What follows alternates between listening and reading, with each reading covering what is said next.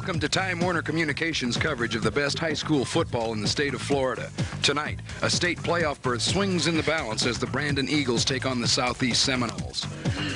Tonight's game is sponsored by Value Car, Domino's Pizza, Bill Graham Ford, Columbia Blake Medical Center, Leeds Building Products, American Bank, DeSears Appliance and Television, Twiggy's Pizza and Subs, Jim Bose Dodge VW.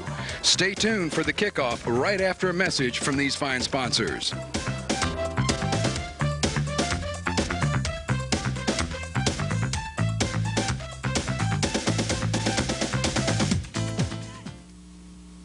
Selection, quality, and service. The 3 reasons to make Leeds your #1 stop for building supplies.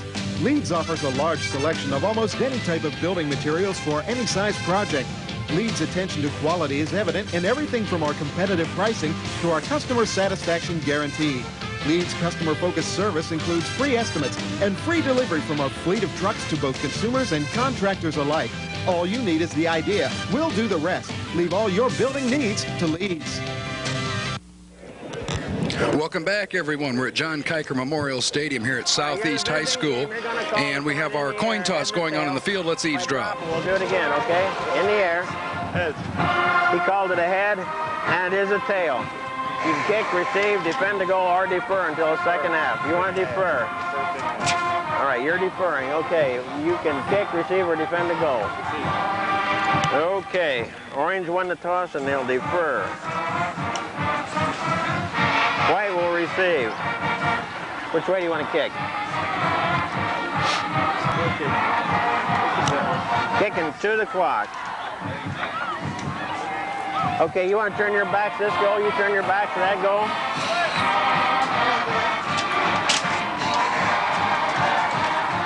Well, you've heard the coin toss. Southeast Seminoles won it, but they want to kick off, defer until the second half. I'm Jim Brockman along with Charlie Wells. And Charlie, we got Southeast and Bradenton here tonight. A big game, obviously, for both teams, both members of Class 6A District 8. Southeast, to keep any playoff hopes alive, needs a win tonight. Bradenton can wrap one up. Sarasota Riverview, unless they stumble towards the end of the season, looks like they'll win that top spot. But, of course, the runner-up goes to the playoffs as well. And that reminds me, tomorrow night we'll have that Riverview Manatee game for you, that district matchup down there. Bradenton still has to play Riverview, but Charlie, if they beat Southeast tonight, it doesn't matter what happens against Riverview. They would at least get that runner-up spot. If Southeast wins tonight, they could really throw things in an uproar because Plant City beats Southeast. If Southeast beats Bradenton, then it goes on like that. We'd probably have a 3-way tie. So a lot at stake tonight. Well, Jim, Southeast keeps finding itself in these must-win situations, and tonight is no exception. And even though these records of these two teams are almost absolutely opposite, I think these teams are more evenly matched than one might think. Southeast finally found itself last week against Manatee. Their defense hadn't been playing all that well up to then, but they just kind of clicked and put it all together. So tonight they go up against a very good Bradenton team, but this Southeast team is not as bad as the record reflects. I think you could possibly see Southeast walk out of here with a win tonight if they can play like they did last week against Manatee. It's a good football team. They got a good balanced attack with passing and running, and so we'll just have to wait and see how they come out. And Paul Meckley earlier in the week said we need to repeat what we did offensively against Manatee, keep them off balance. Defensively, that we need to make big plays, and of course that's what Southeast did to get that first win of the season. They're 1-4 overall, but 1-2 in the district, of course, with that big win over crosstown rival Manatee, the 5th straight year that Southeast has beaten Manatee High School.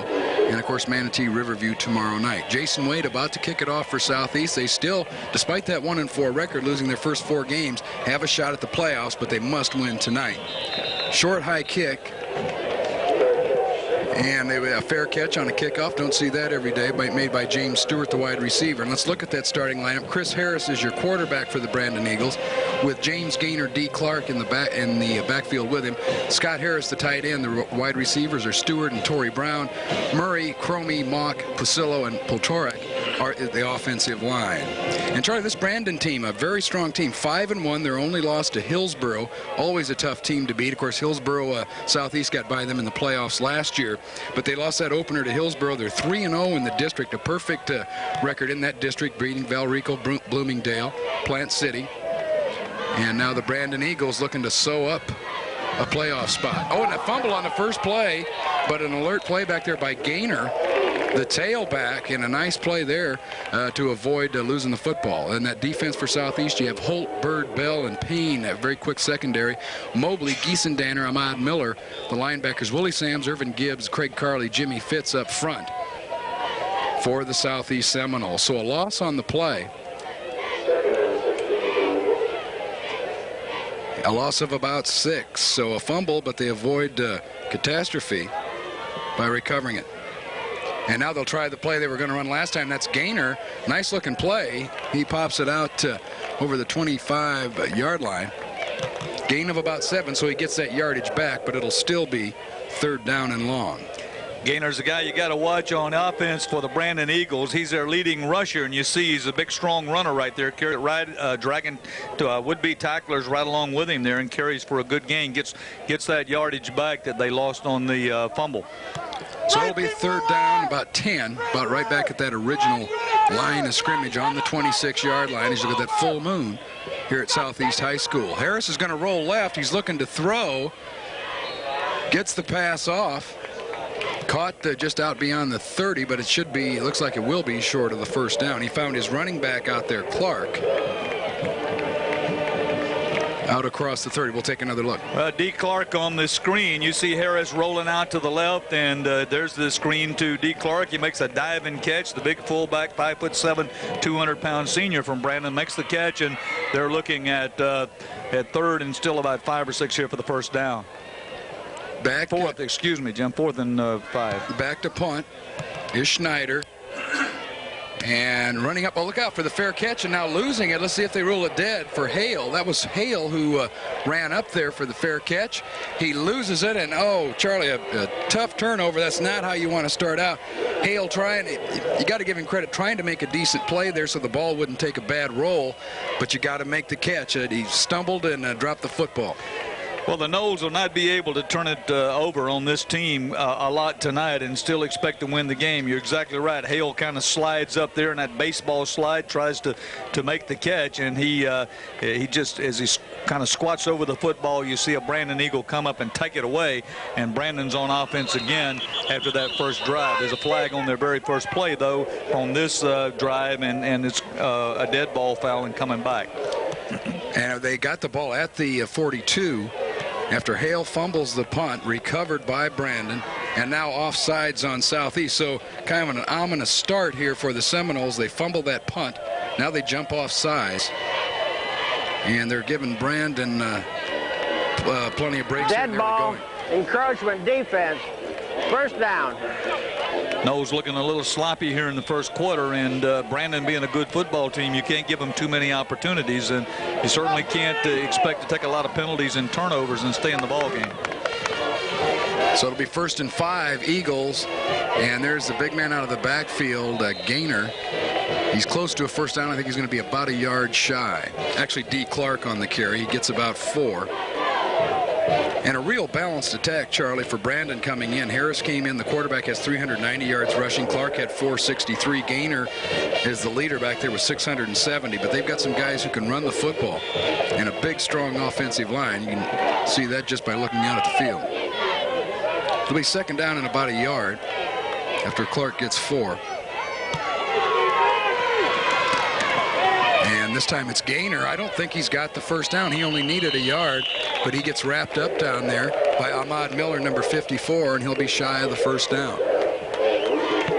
Ahmad Miller making an outstanding defensive play here. All they needed is just, you can see, just a real, maybe a foot or so, and here's Miller holding the runner back Gaynor and not letting him get any yardage at all. And so they're looking, actually they lost a little bit on that, Jim. They did, and it'll bring up 3rd down, 3rd and 2. 8:47 to go 1st quarter, no score here at Southeast High School. And 2nd man through. Look out, D. Clark finds a big opening.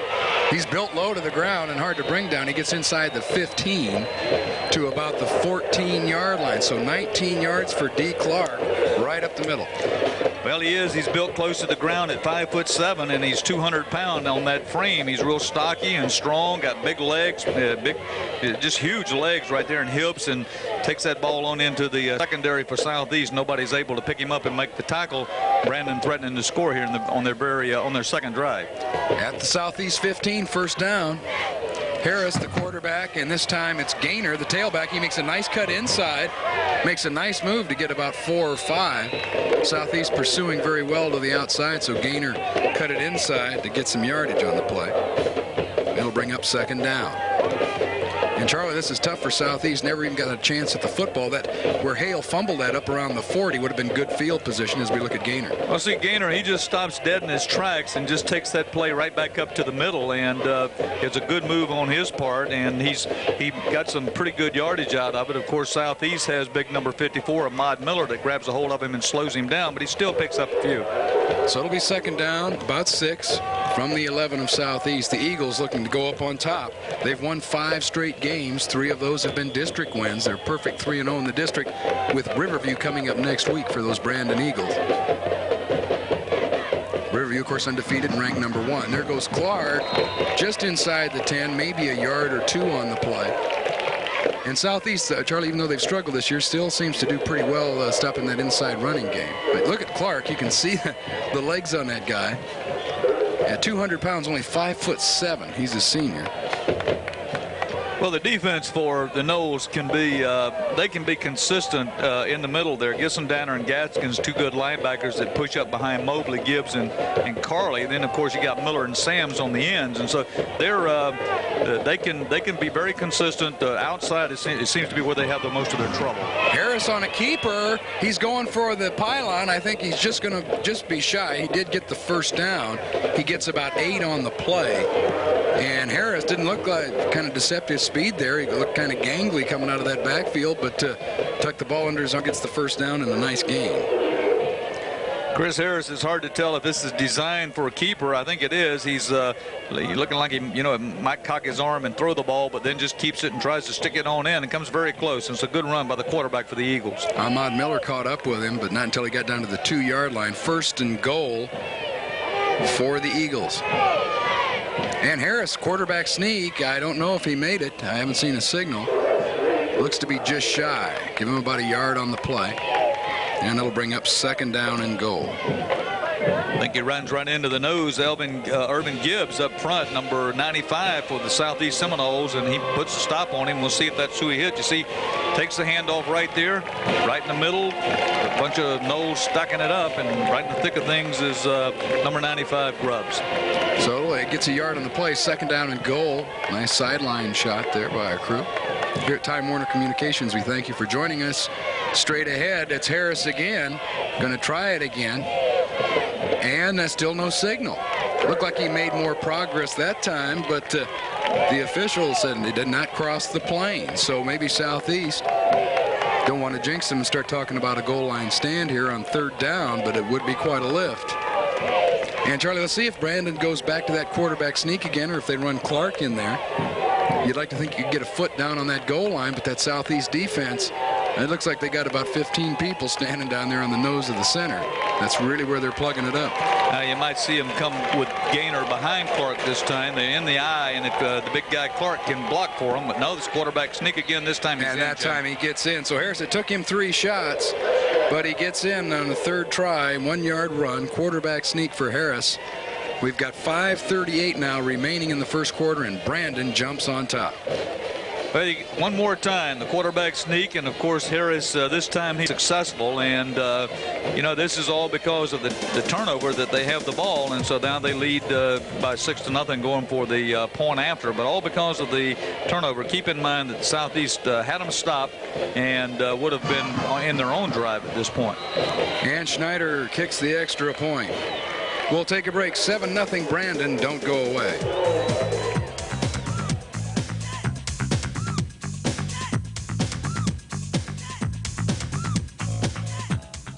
Jimbo's Dodge is the home of power used car buying. Not just pre-owned Dodges, but power buys on all domestics and imports.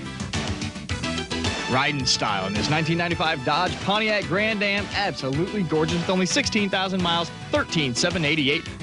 Or a Buick Park Avenue, luxurious just like new for $10,995. See these pre-owned power buys and more now at Jimbo's Dodge VW. Just a few money-saving minutes from anywhere.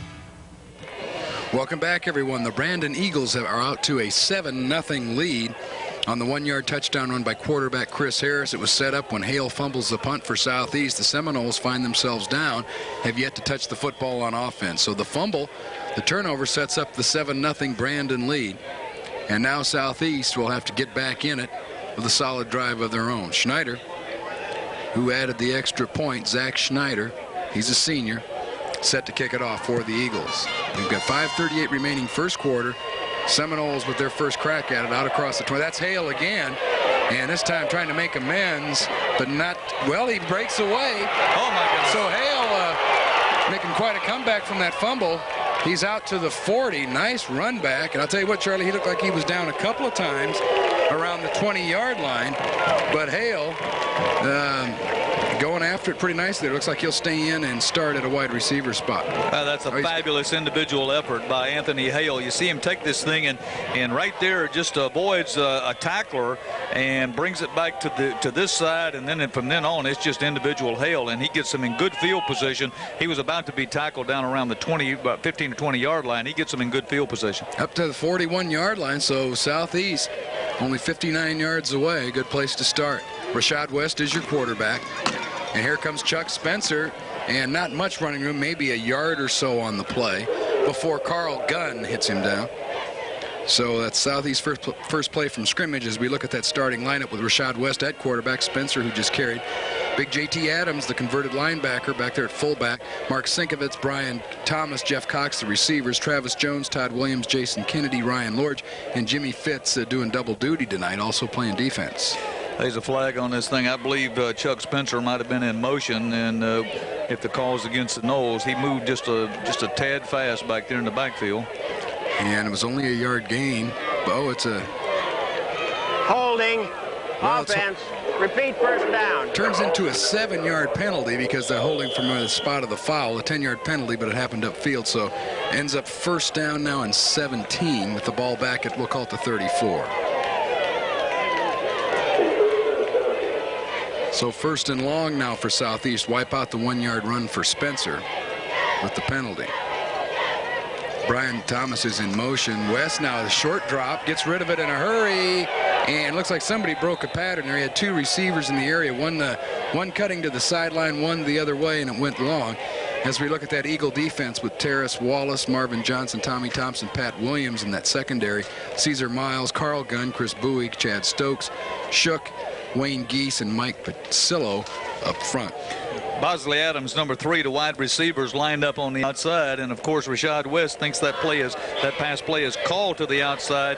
Allen cuts in to the middle, and of course West throws it way over his head, but looked like that play was designed to go to the other sideline, and Rashad threw a pretty good ball over there. And now West, a longer drop back this time. You got some time. He's got a man deep, but just off the fingertips. Close play, and that was Bosley Allen. Now, he's been hurt most of the year with a leg injury, returning tonight. Timing might be off just a little bit because Allen really had a step or two. Looked like he pulled up just short and jumped for the ball, Charlie. Maybe if he keeps running, he might make the catch here. Well, it looks like pretty much the same play, except this time West rolls out. Get a little play action, but Allen ran that time the pattern that I think he was supposed to run the time before. Rashad overthrows him a little bit, but Rashad West throws the ball real well. You'll find that the Seminoles throw an awful lot. They got a balanced attack, run the ball, throw the ball probably about 50% of the time, but Rashad West can throw it, and they got good receivers. 3rd and 17 now, so West, his 3rd straight pass. Here comes the blitz, and West gets away from one defender, another, but not a third. He's going to lose a little bit of yardage, lose about 3 on the play. Getting sacked back there, Chris Bowie ran him down. So it'll bring up 4th down and about 20, and not a good first offensive series as you look at Paul Meckley with the headset on. And Southeast forced to punt the football. Number 26, Chris Bowie, linebacker for the Eagles, and that's a fast man right there. He goes all the way across the field and grabs hold of Rashad West. Rashad running for his life. He avoided 2 tackles, but couldn't avoid Bowie, who's ran right with him step for step. That's a big man with a lot of speed. Wade back to punt. He's standing at about his own 16-yard line on 4th and 17.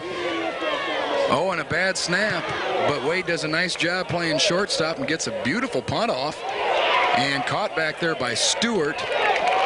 James Stewart is wrapped up at about the 30, so a real nice punt, a nice about 42-yard punt for the Noles, and picking that up off the ground. Nice effort by Wade. A little surprised Stewart doesn't call for the fair catch, but he takes it, and of course Greg Holt's right on top of him right there and just times it perfectly right with the catch, and he throws him down for the tackle, or kind of hangs on there a little bit until big number 54 Ahmad Miller gets there and helps him. But that's a good coverage there, great coverage, great punt coverage there by the Southeast Seminoles, and they need to now kind of settle down, play good defense, and hang on to the ball when they get it back in possession.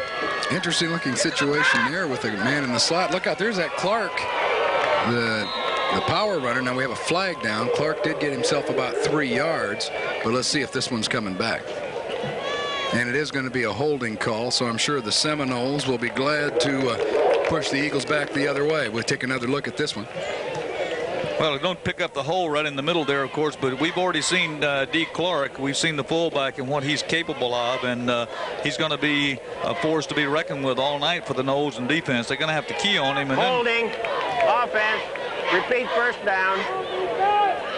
And then, of course, Gaynor, the tailback, he's always a threat as well, their leading ball carrier. So that moves it back to about the 24. It'll be 1st and 16. Following the holding call. Now Harris to the air. He's going, led his receiver too much. They're trying to find Stewart, and led him by about 5-10 yards too much. So that'll bring up 2nd down now and about 16 for Brandon.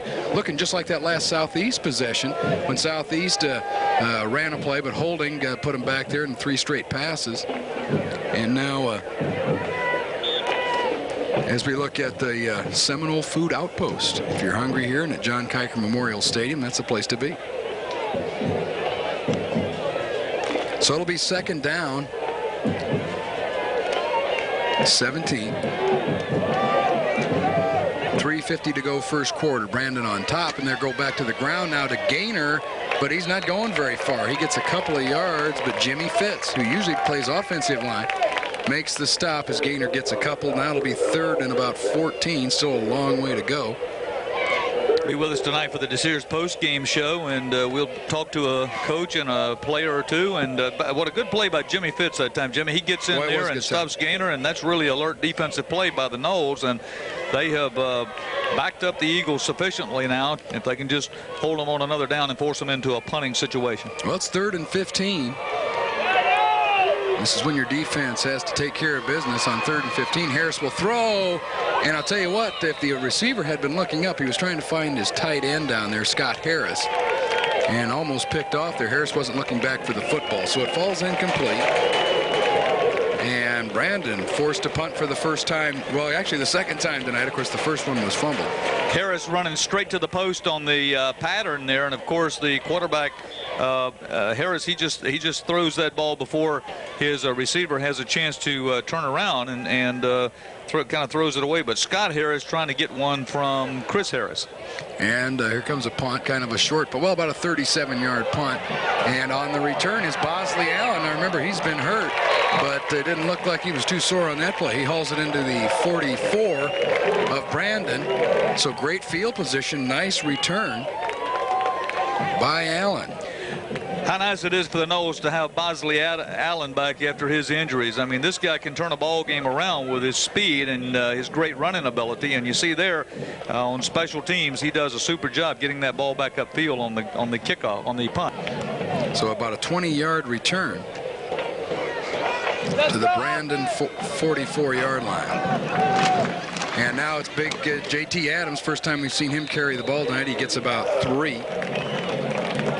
And of course, he started the season at linebacker, but Paul Mecklin needed some more blocking and some more power back there, as we thank Domino's Pizza, locally owned and operated, one of our fine sponsors here at Time Warner Communications.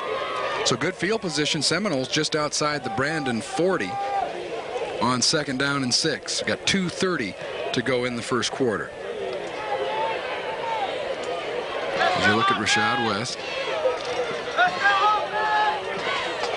And he'll pitch it back to Spencer. Spencer's got some running room and a first down. He's inside the 30, the 25. He's down to the 21, and I don't see any flags. So a 19-yard run and the first down of the night for Southeast. Spencer for 19. And there's no doubt where this play is going, because J.T. Adams, he goes in motion, goes right over to the right side and blocks as Chuck Spencer takes it around the right end. J.T. Adams gets a lot of credit there for blocking for Spencer, and it's a good gain for the Southeast Seminoles. So 1st and 10 at the 20. Southeast with a real opportunity here. They got the good punt return from Allen, and they're in great shape here to try to tie this thing up. They trail by 7. And now Adams. And back to Spencer, following Adams once again, and Spencer gets about 7 more down to the 13. So, Charlie, the two best plays Southeast had, just put the ball in Spencer's hands and have him put his hand on Adams' tail and run for yardage. Yeah, no mystery here. The Noles are showing you exactly what they're going to do. They just put Adams up there, and there's really nothing you can do about it. He's 258 pounds, and hand the ball to Charles Spencer, and he runs right in there behind him. Of course, he got some other linemen up there blocking for him as well, Jones and Lords on that side. But J.T. Adams doing a good job clearing a path. As you look at Spencer, good-sized running back. And this time the late pitch from West. Now Spencer trying to go back the other way, and he's going to be stopped right at about the line of scrimmage. Kind of a dangerous-looking pitch there. Pretty good fake to Adams up front, but then West kind of late on the pitch. Spencer with nowhere to run. The timing of this play just doesn't gel. Rashad West fakes the handoff. Looks like he kind of gets hung up in there with J.T. Adams, and he's almost tackled, and finally pitches that thing out to Spencer. But Spencer's bottled up for very little gain, and that play just never came together. So no gain, 3rd and 3. Less than 40 seconds now. You see the clock ticking away here at John Kiker Memorial Stadium. That's with time remaining in the first quarter. Adams wrapped up. Don't know if he got enough for the first down or not. Mike Pasillo, big number 71, wrapped him up. He's close. And we'll see. This might be, well, it's outside the 10. So it looks like it'll be about a half a yard shy. That brings up 4th down. And I see Wade come out. And I don't know, Charlie, what do you think? Do you go for the field goal here, 4th and a foot, or you give it to big Charles Spencer and run him behind Adams and try and tie the thing up? Well, of course, the fans down here want him to go, and they'd like to see him go for it on 4th. It looks like he's going to try to go. We got the quarter to think about it anyway, as time's out here for the first quarter, so the coaches get a little bit of time to think about it. 7-0. That is our first quarter score. Brandon on top. Southeast facing 4th and a yard. Don't go away.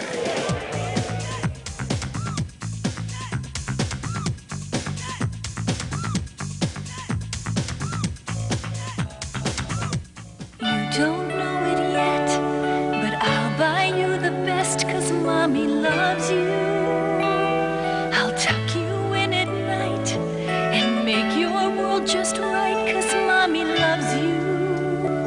I'll bring you special things like all good mommies do. You'll always have the best 'cause Mommy loves you. Share your miracle with the Baby Place. Columbia Healthcare has never worked like this before.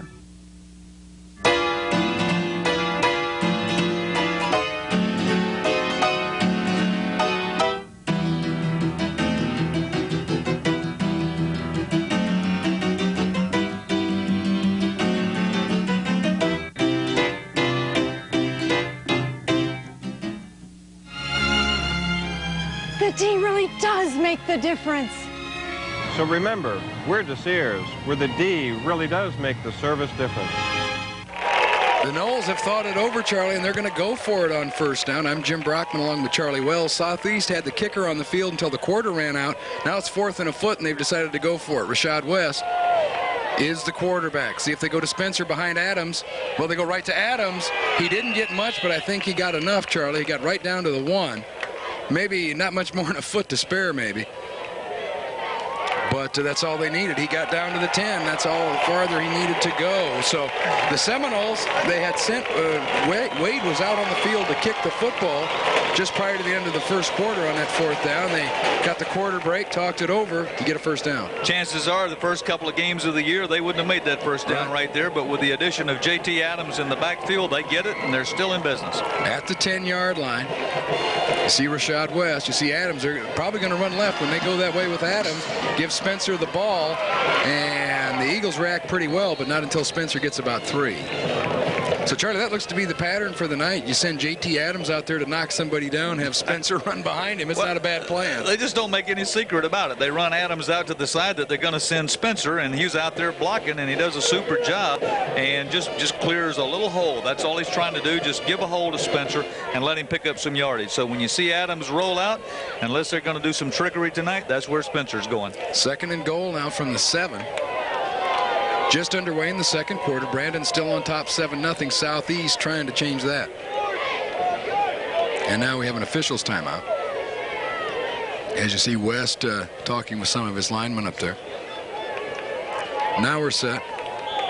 So look at that Brandon defense being tested here by Southeast. Some of the size and speed they have on offense. Here goes Adams to the left. And they fake it this time. West will throw back the other way. And he's got a man wide open. That is the tight end Cox. So Southeast has come within 1 now.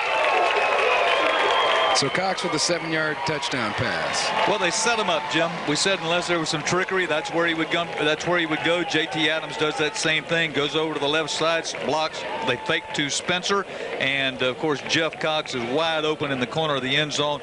And all of those times of sending big J.T. over there paid off for him because they had the Eagles looking at him again. Cox is wide open. The tight end makes the touchdown. Jeff Cox. Kick is blocked, and that's not good news for the Seminoles. So the kick is blocked. 7-6. Brandon still on top. Don't go away.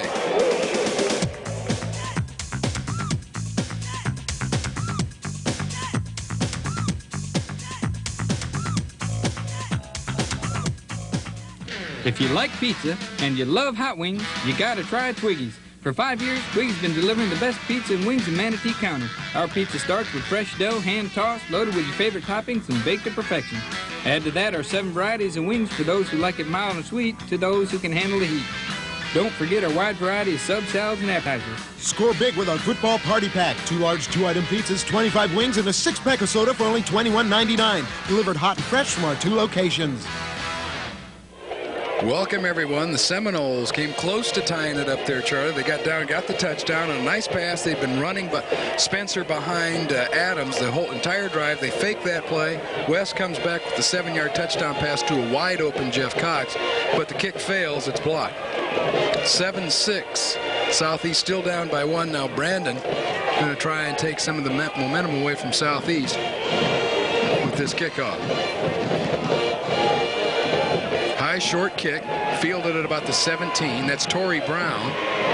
And he makes a nice stiff arm move. Torrey Brown now out near the 30. Well, actually beyond the 30 to about the 33-yard line. So pretty good field position for Brandon.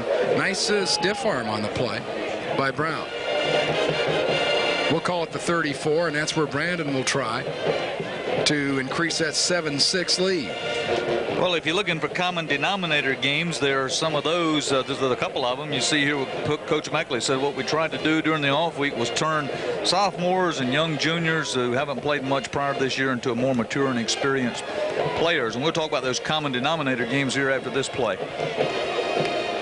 Of course, in that same district, playing a lot of the same teams. And there goes Mr. Clark again. Not much running room there, maybe about 3. It'll bring up 2nd down. They played, both teams have played Plant City. Brandon beat them 3-0. That was an OT. As you see Cox again here taking the handoff, and he's going to be their workhorse tonight. Picks up a couple of yards there. Plant City, Brandon beat Plant City. Of course, Southeast lost to him. And then the other game, Southeast beat Manatee 34-10. Brandon beats them 23-9. So it's pretty evenly matched teams here. There's just not that much difference on them. On 2nd and 7, they go back to the big man. And I guess you can see why on that play is Clark fights ahead. It gets enough yardage for the first down. Gets about 8 on the play. He pops it on up to the 45-yard line. So a first down for Brandon. And Charlie, we can see where Brandon's coming from. They're very conservative, straight ahead. We're big and strong, and we're going to run at you football team. So far, it's worked pretty well for them. Good blocking from their offensive line there. Cromie and Pasillo, 56 and 71 up front. They're doing a good job clearing that way for Clark, and they've been clearing him some paths up there tonight. And now running wide with the pitch. Look out, getting some room to the outside is Gaynor. and Bell runs him down out of bounds, but not until Gaynor gets a bunch of yardage here. Remember, that play started at the 45. Let's see where they mark it. Obviously enough for the first down. That's a good-looking option right there. You see him roll out with it, and he waits just to the last minute, Harris does, before he pitches that thing to Gaynor. Gaynor gets it outside, gets a good gain right up the sideline, and, of course, if it's not for number 32 there, Brian Bell, who makes a touchdown-saving tackle, this score is increased to 13-6. 17-yard run down to the 38 and a first down for Brandon, so Brandon coming right back and threatening to increase their lead at the Southeast 38. And look out, that ball's on the ground. Ahmad Miller will recover it. Harris with his second fumble of the night, the quarterback, and that one could be costly. Southeast takes over.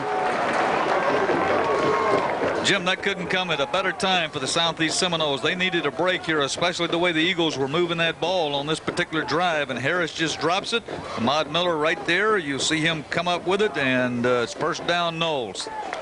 And they'll start from their own 37, so some pretty good field position. And not only that, they stopped the drive. Brandon looked like they were on the move, but Harris with his second fumble. Now, he was fortunate the first time, didn't lose it, but he lost this one. Ahmad Miller was there to pick up the gift, and here comes Spencer, and he powers ahead for about 6 yards. So Spencer was 6, second down 4. And I'm told when Adams pulls out here to the side, I'm picking this up from some of the other people up here in the booth, they call it the JT shuffle. Watch JT Adams comes over to the right. That's that play that's worked for him 2 or 3 times here tonight, so maybe we'll get a picture of him a little bit later on when JT Adams rolls out in advance and does the JT shuffle for Chuck Spencer. And a nice gain from by Spencer. Second down 4 Southeast. 8:45 left to go until halftime. And here comes the big man, Adams. No shuffle there, just straight ahead. A little shuffling of his own, yeah, right across midfield for about 9, and a Southeast first down. 2 big, strong fullbacks in this game on both sides of the ball. Clark for Brandon, and you see JT Adams right there carrying that thing just right straight up. Nothing fancy here, just grab it and growl and push it across, and that's a good run by the big fullback. Converted over. Into Brandon territory at the 48, a first down Southeast. Each team with 4 first downs now, and there's that shuffle that they were talking about with Adams drifting out to the left. Spencer just too much speed for that defense, and he lowers his head and will get about 5 yards. And it'll stop the clock with 8:06 remaining until halftime. 7-6, Brandon leading, but Southeast marching. Some gutsy running right there by Chuck Spencer. I mean, he just really has to reach down deep and get something to avoid the tackles there. And he turns on the afterburners. And watch this burst of speed right here, because, I mean, there's defenders all over him. All of them coming up, chasing him right there. You see number 36 from the Eagles coming up and trying to put the tackle on him. Will Shook. And Chuck Spencer gets it to the outside and gets a good gainer. Finally, Marvin Johnson drove him out of bounds. Not until he got 5. Second and 5 for Southeast. And West fakes the handoff. A little pass out to Spencer. It's complete. Spencer makes the move. He's inside the 40. He's down to the 36. He's got another Southeast first down. 8-yard pass play. Spencer. Man, that thing almost, that could have turned into disaster. I believe that was a lateral. That thing comes out to Spencer. There's very close. You see Rashad West rolls out. I don't know. I don't believe Spencer's, he just almost looks even with him. He has to turn around and make the catch, which he does. Rashad West is being pursued there heavily by number 26 from the Eagles, Sams. And Spencer catches that thing, runs it upfield, and gets a first down. Just outside the well, we'll call it the 35, 1st and 10 Southeast. So it's been all running backs so far. West getting the ball either in the hands of Adams or Spencer, and it's paid off for Southeast. They've been moving the football. And West this time will keep it himself. And I thought he was down right there at the line of scrimmage. Lost his footing, and of course in high school ball that knee touches. The run and the play are over. So West, no gain on the play. Looked like, it's too bad, Charlie. It looked like once he made that move, he'd have had quite a lot of room to run there. Little quarterback draw. He just moves back, fakes the handoff, and then falls right in behind number 52, JT Adams. JT's up front blocking for him, and they're about to do some damage there, but he slips and falls, and of course that play abruptly stops. Good call by the official. Westney only hit briefly, but that was enough. He was down, according to high school rules. So now here comes West. Will keep it again this time, and here comes the pitch. And Spencer making some moves. He fumbles the football, and it is recovered by number 50, Wayne Geese, a defensive lineman. So Spencer coughs it up, and both teams with some fumbles here. Well, Rashad West on the option. He waits just the last split second to hand that off to Chuck Spencer. Chuck Spencer just trying to do a little too much maybe by himself here. And this ball is jarred out. You see the big lineman coming up right there and knocking that out of his hand. Carl Gunn, number 55, the linebacker actually, is the guy that comes up, knocks that out of his hand, and Brandon has the ball. So a tough break for Southeast. And their second costly turnover here. And now they're trying a little end-around play with Torrey Brown. Great block. And Brown's got some room now.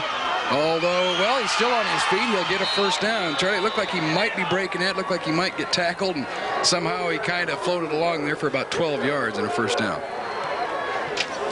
Yeah, the Eagles do a little razzle-dazzle there. You see, give him a new look. Harris fakes the handoff up to Gaynor, and then of course Torrey Brown is coming around on end around. He takes the handoff and avoids running into his own man, takes it to the outside and gets a good yardage out of a play that develops for the Eagles. So it'll bring up a first down as you take another look at Brown getting that first down yardage. So Brandon hanging on to that 1-point lead. We're midway through the second quarter. Little shovel lateral out there to Gaynor. Now we have a flag down. Gaynor will only get about a couple. And let's see what the flag's all about. Unusual looking running play. Just a quick pitch out there.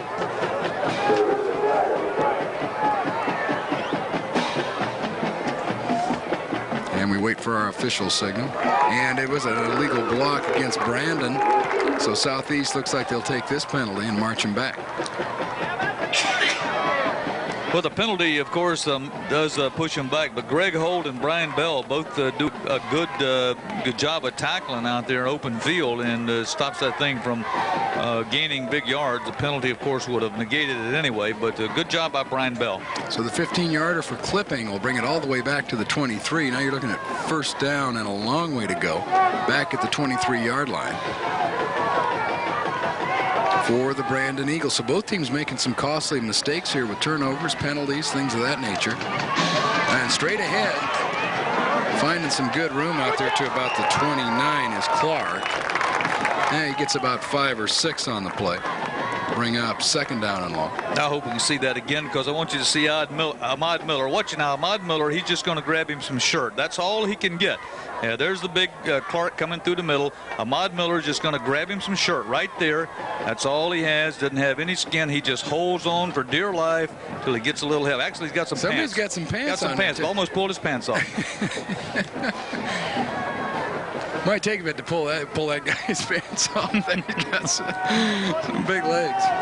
So it'll be second down for Harris and the Eagles. And Harris with the late pitch now to Gaynor. Gaynor, oh, nice move to get some yards. Looked like he might be pinned up back there, but he does get out for about 7 or 8. Still be third down. Well, now they're back up close to that initial line of scrimmage. You're looking at about 3rd and 12. Here comes another clipping penalty. So wipe out Gaynor's run. So 30 yards and penalties on this one possession alone for Brandon. And Charlie, you got to wonder with Brandon coming in here, they'd won 5 straight.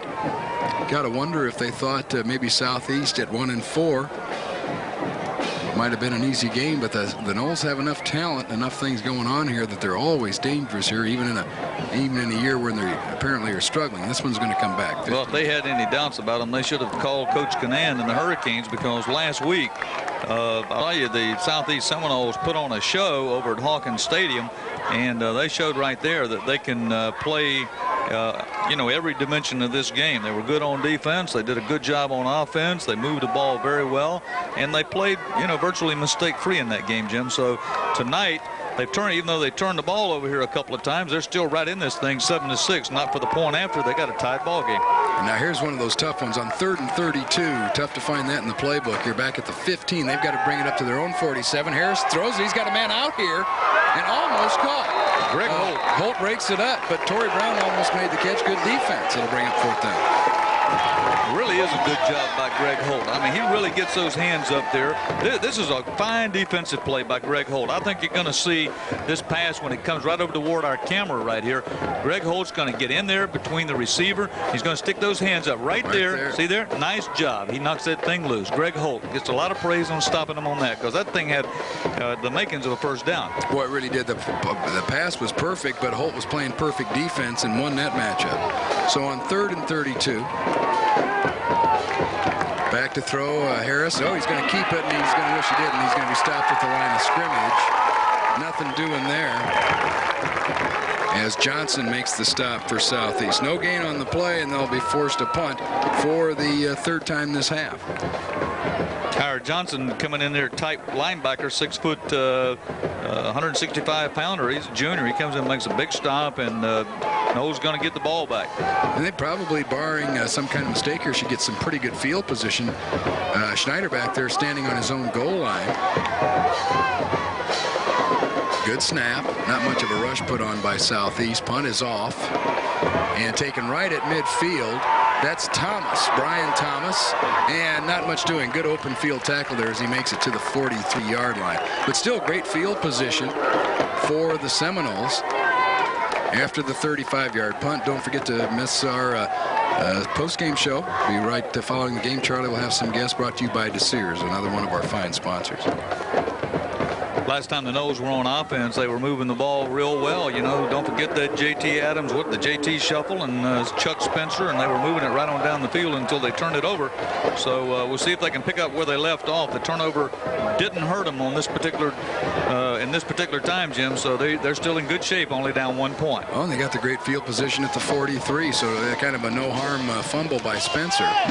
And Spencer with the ball again. That time, nothing doing. Maybe back to the line of scrimmage, and that was Bowie again. He's a quick linebacker, not real big, but getting after Spencer. No gain for Chuck. It'll bring up 2nd down. Man, that's a nice looking tackle by the Bradenton linebacker, number 26, Bowie. He comes in and grabs Spencer from behind and just puts him away. And that's a kind of play that I'm sure the Eagles like to see out of their linebackers. Just a splendid defensive play. So both teams pretty much relying on the running game. Each team's attempted 4 passes, each completed 1. No big gainers. Of course, the 1 touchdown for Southeast. You can't belittle that. And straight ahead, Spencer now. He gets about 7. Nice gain out to, well, we'll call it about 6 to the 37. And that'll bring up 3rd down. As we take another look. Spencer coming out there again behind J.T. Adams, and Todd Williams, number 76, is out pushing in front. In fact, he comes up and kind of cracks him in the back right there. You see Todd Williams fall to the ground. Spencer picks up some good yardage. So West actually has completed 2 passes as I take another look here. He threw the 1 to Spencer and then the touchdown pass to Cox. 3rd down. 3rd and about 4 from the 37. And straight back to Spencer. Spencer's got a 1st down. He's going to get hit pretty hard there, but he's going to haul it up to about the 31. Give him about 6 more and give the Seminoles another 1st down. As we take a look at our scoreboard, there's 7-6. Well, what you got to watch right here now, Jimmy, you got the clock starting to become somewhat of a factor here in the first half. They got 2:33 left, and the Noles are getting in great scoring position here. But they got to play this clock smart, and they don't have an awful lot of time to waste. And they're usually not the big play team. They try to move it down methodically down the field, and so they certainly got to keep that in the back of their mind. Well, they're right at the 30-yard line. They've got a 1st and 10. They've got a little over 2 minutes to try to take the lead here before halftime. West fakes the handoff. He's going to go for all of it right here. Incomplete. And some pretty good coverage there as Willie Moses tried to get open. Some good coverage by the secondary.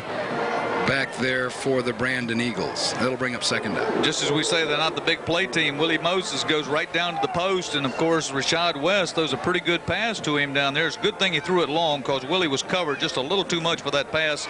See, there's the defender, the Eagle defender up there, and so he overthrows him. He's doing. Rashad West shows you some good arm there though, and he's been an excellent passer for the Noles. Pat Williams breaking that up. Good coverage by the number 42, the cornerback for Brandon.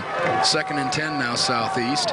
And here comes Adams drifting over to the right, and I'll bet Charles Spencer will follow him, except they're going to try the reverse. It's fumbled in midair, and look out. Here comes number 52. I believe that's Ryan Clark picking it up.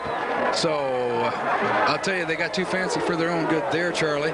They tried misdirection with Spencer, and it didn't pay off. Well, you talk about being at the right place at the right time. That ball just flips right out of the hands right there of Bonsley Allen, number 3 for the Noles, and the Eagle just picks that baby up and starts running toward the goal line. If he could have gotten his footing there, Ryan Clark would have been in the end zone. And Clark recovered in midair, as we mentioned, and he hauls it back into Southeast territory to the 48.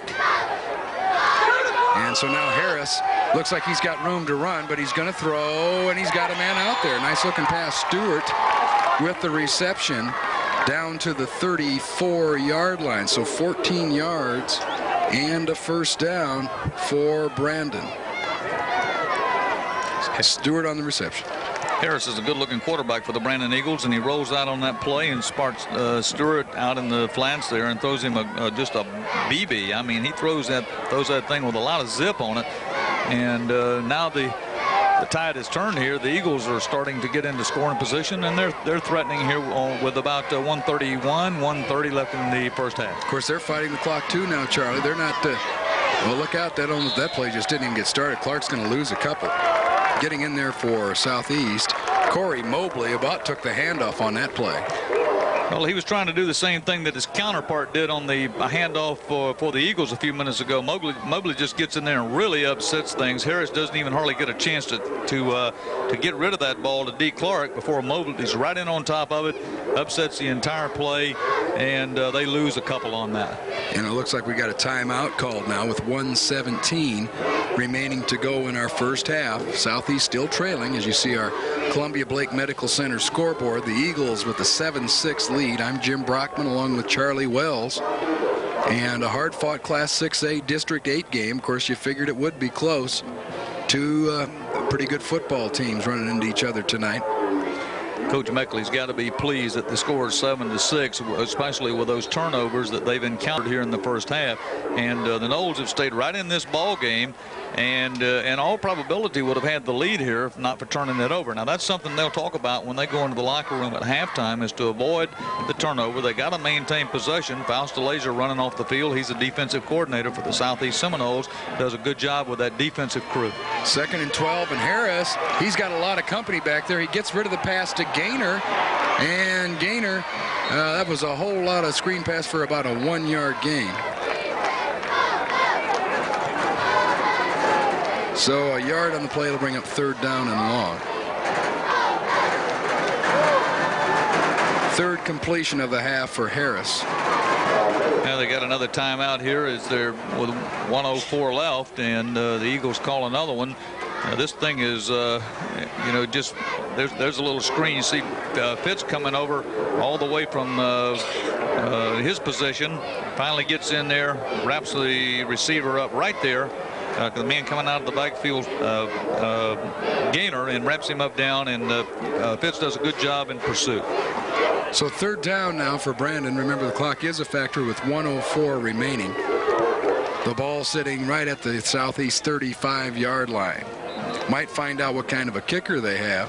Schneider made his extra point earlier. Of course, from this distance, he'd be kicking from about 52 yards, be a mighty tough one. But if they can get a little more yardage, perhaps Brandon might try to add to that 7-6 lead. Of course, they'd rather have 6. Let's see what Harris comes up with here on 3rd down. He fakes the handoff, and look out, the Noles are rushing. Harris had a lot of room, almost picked off, and Holt had it in his hands. It was tipped. And I'll tell you what, Charlie, if that was a different time of the half, I think Harris would have run for about 15 yards. He probably still should have, because once that rush failed to knock him down, we'll take a look. He had some room here. Well, he throws the ball this time. The thing kind of sails on him and is right through the receiver's hand. Greg Holt's right back there, gets a hand on it, and the ball just got to Holt. See the little tip?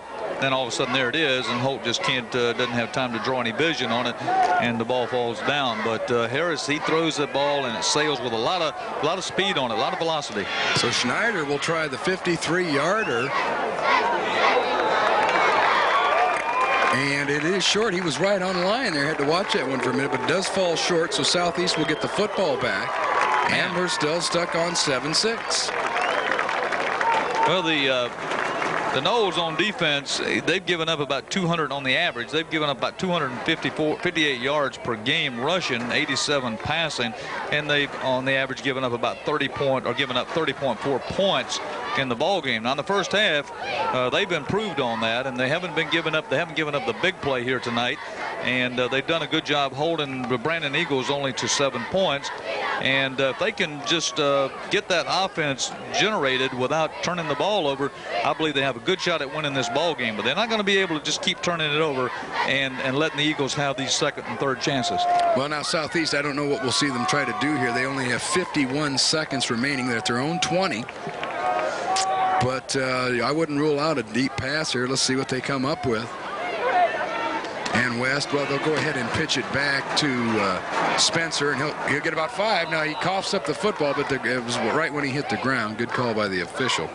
Gain of about 5. So it looks like Southeast play it safe here going into the half. Oh no, they are going to call a timeout, so we'll see. Well, they show you a look of pass here where they have their lone setback back there in Spencer, and they got the receivers up, and it looks like Rashad West is going to let one fly, but instead he hands off to Spencer. Spencer picks up about 5. And down right there at the 25-yard line. So the Noles have called timeout with 35 seconds left in the first half. Trailing 7-6. You see Paul Meckley running out to talk to his team. We're talking about what the defense has done for Southeast, and while they haven't been all that stingy, giving up really a few more yards, I'm sure, than Fausto Lazier would have liked. The offense has provided a pretty good balanced attack in all their games this year. They average about 153 yards rushing per game, and they pass 125 yards. So Rashad West throwing the ball, and those receivers, Sinkovich and some of those kids that have been catching the ball very well. And then they've got, of course, Chuck Spencer and J.T. Adams that has balanced this offensive scheme out. And of course, this game, a lot of streaks on the line. The Seminoles have been to the playoffs 11 straight seasons. A loss here tonight would end that string. And Bradenton has not been to the playoffs since 1985, so they're about 11 years since they have been. So both teams playing for a lot here. And the pitch goes back. They'll play it safe with Spencer again. He'll go ahead and step out of bounds at just shy of the first down, it appears. Spencer with a pretty good first half, right around that 50-yard mark in rushing.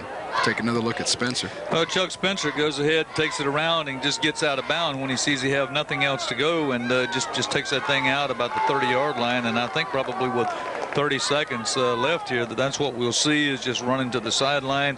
Maybe just before the time runs out, they may make the big, do the big bomb on them here and just throw one up and see what happens. But it's a little too early to do that with 30 seconds to go. Well, you see a bunch of wide receivers coming in the game there with Hale and Thomas, also Moses in.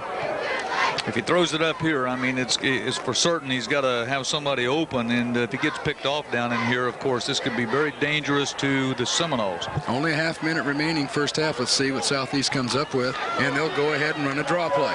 And Spencer's got a lot of room. Everyone thinking pass, and Spencer goes for about 17. So another first down for Southeast. Still 22 seconds remain. As you look at Big Willie Sams, number 78, the good defensive lineman there for the Seminoles. He's a big one and a good player. What a good job by Chuck Spencer. And they're showing pass again. Instead, with a lone setback, Spencer takes the ball. And when he finally gets an opening, he runs straight to this sideline to stop the clock with 22 seconds left. And that's just a good job by Spencer. Now they're getting to where they can throw that bomb, Jim. Let's see what they come up with now. They're at their own, we'll call it the 47, still 53 yards away. They got 22 seconds. Downs aren't a problem. It's 1st and 10.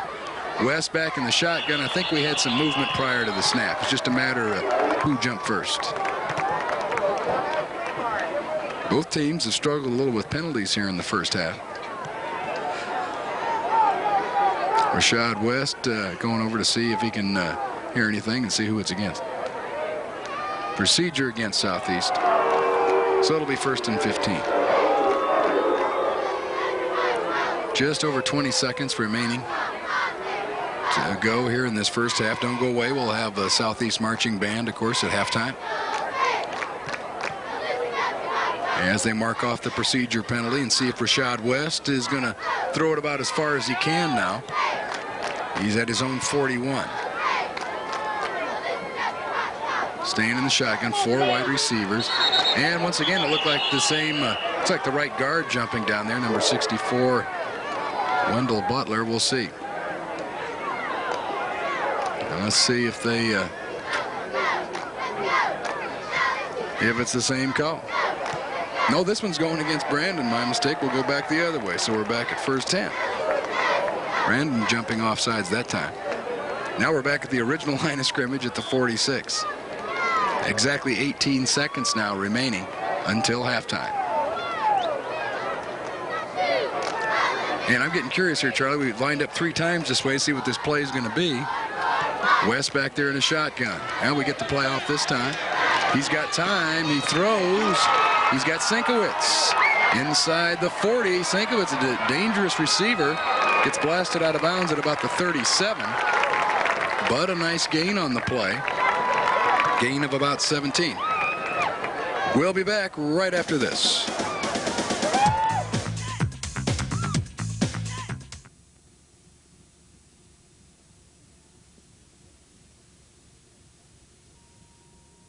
American Bank is out to get every commercial account in Manatee County. If you're paying more than 0 for your commercial account, you're paying too much. What are you paying at your bank? It's too much. You want a courier to pick up your deposits? We have a fleet of vans. And at American Bank, we credit your account the same day. You want responsive banking? You've got it at American Bank. Well, what are you waiting for? When it comes to your business, we're the fastest moving bank in Florida. The Seminoles are looking at 2nd down and 10 now. Only 3 seconds to go here in our first half. I'm Jim Brockman along with Charlie Wells. We'll have the Southeast Marching Band for you at halftime. Don't forget tomorrow night as we take a look at this last incomplete pass. Well, they come out line Thomas and Hale, the receivers, to the near side. Over on the other side, Sienkiewicz and Bosley Adams. And, of course, they're just trying to get somebody open and deep, but they've been able to throw the sideline pattern with 3:10. Now they got to go for the marbles. They don't have any time left after this play. They're at the 37, 3 seconds. And I think you will see them go end zone here, and why not? West has good protection. Now it's starting to break down. He's having to run for his life, and he completes the pass to Hale. An interesting looking pass, but that's going to be a completed pass for a loss of about 7 yards. So that'll end our first half. 7-6 Brandon. Don't go away. We'll be back in just a few moments.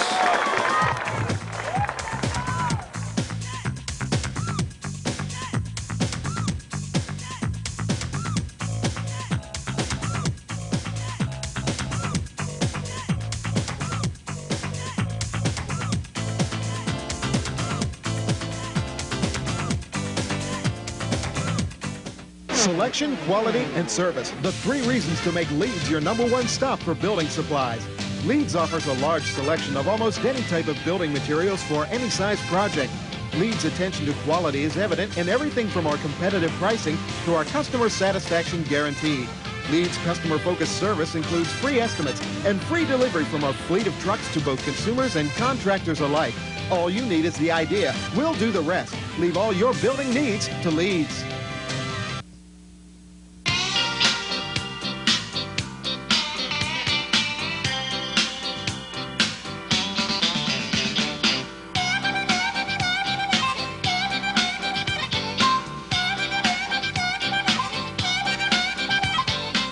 Come to Value Car today and take your pick of our pickups.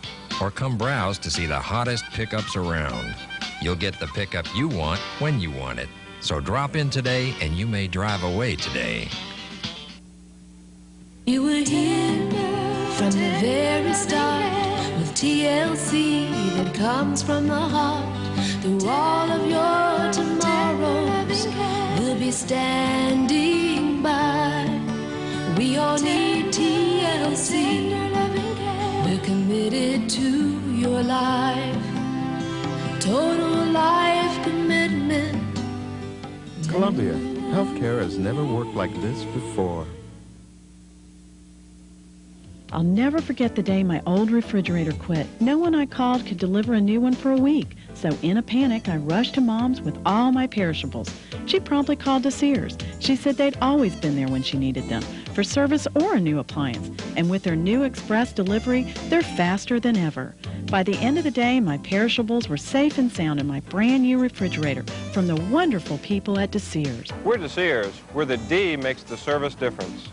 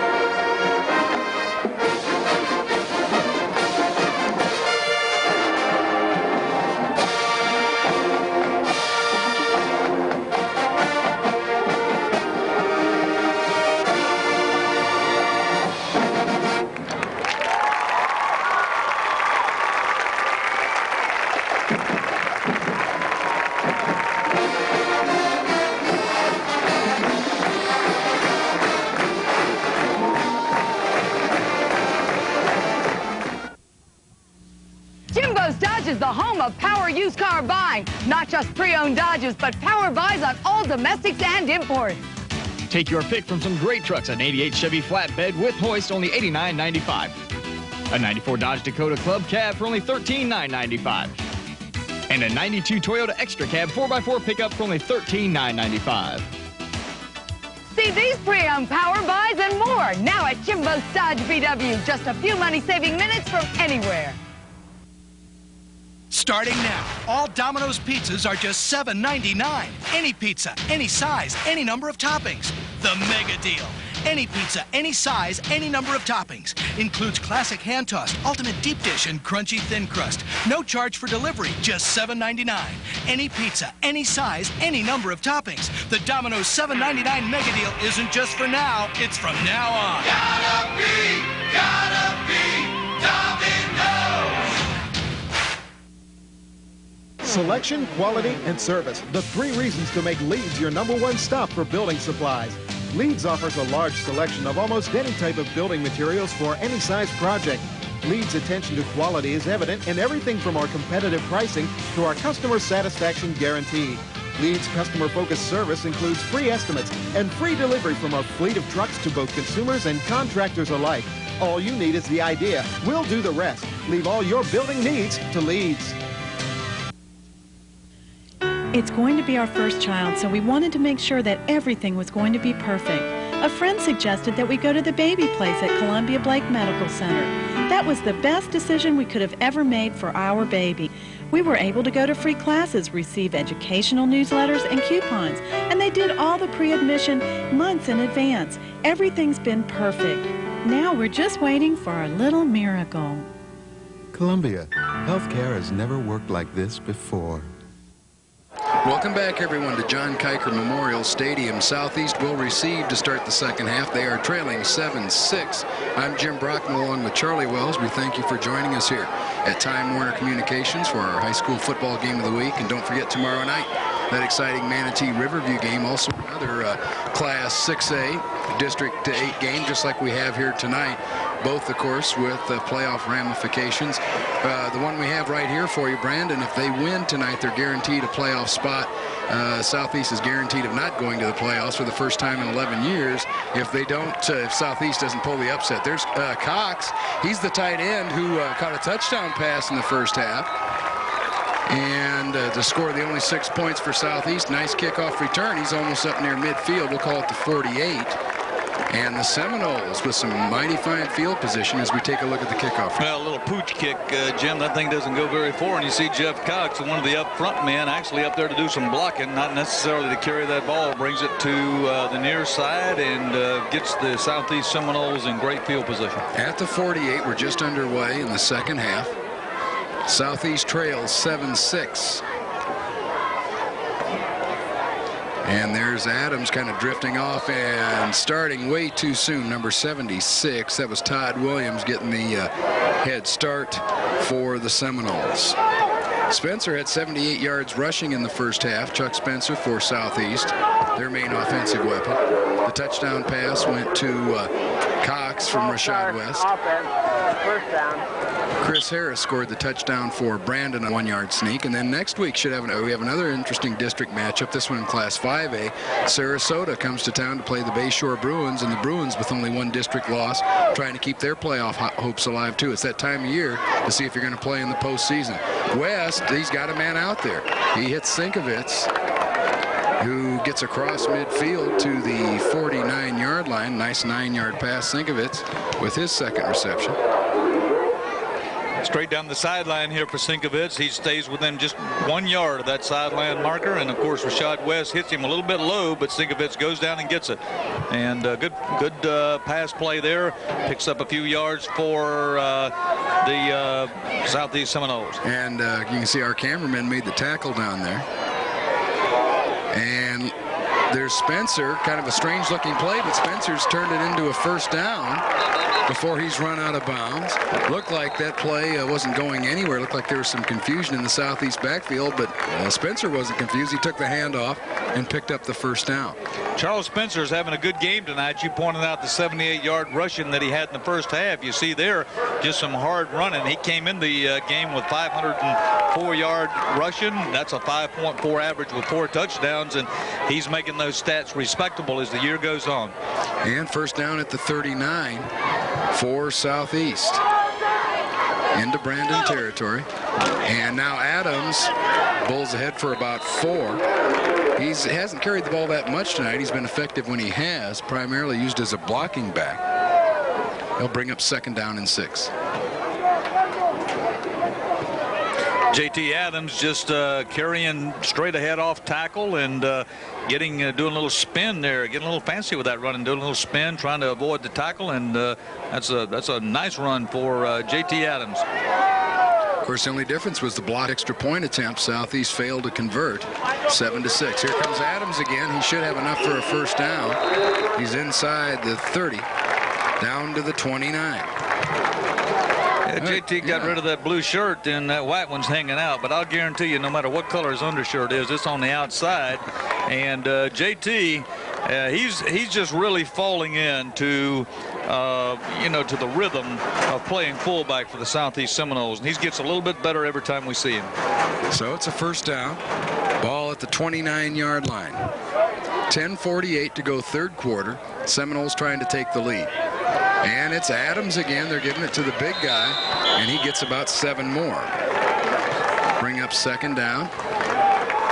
And now somebody ripped that shirt. Somebody didn't like that hanging out there, Charlie. Looks like that shirt's been ripped a little bit. They pulled it off. Coach Meckley playing ball control here now, just trying to, maintain possession. They've had those 3 turnovers tonight, and they it stopped some of their drives. And so he's just handing that thing off to JT, playing pretty safe with it, trying to pick up some yards and try to take the lead here early in the first half. Second and 3. Comes the JT shuffle.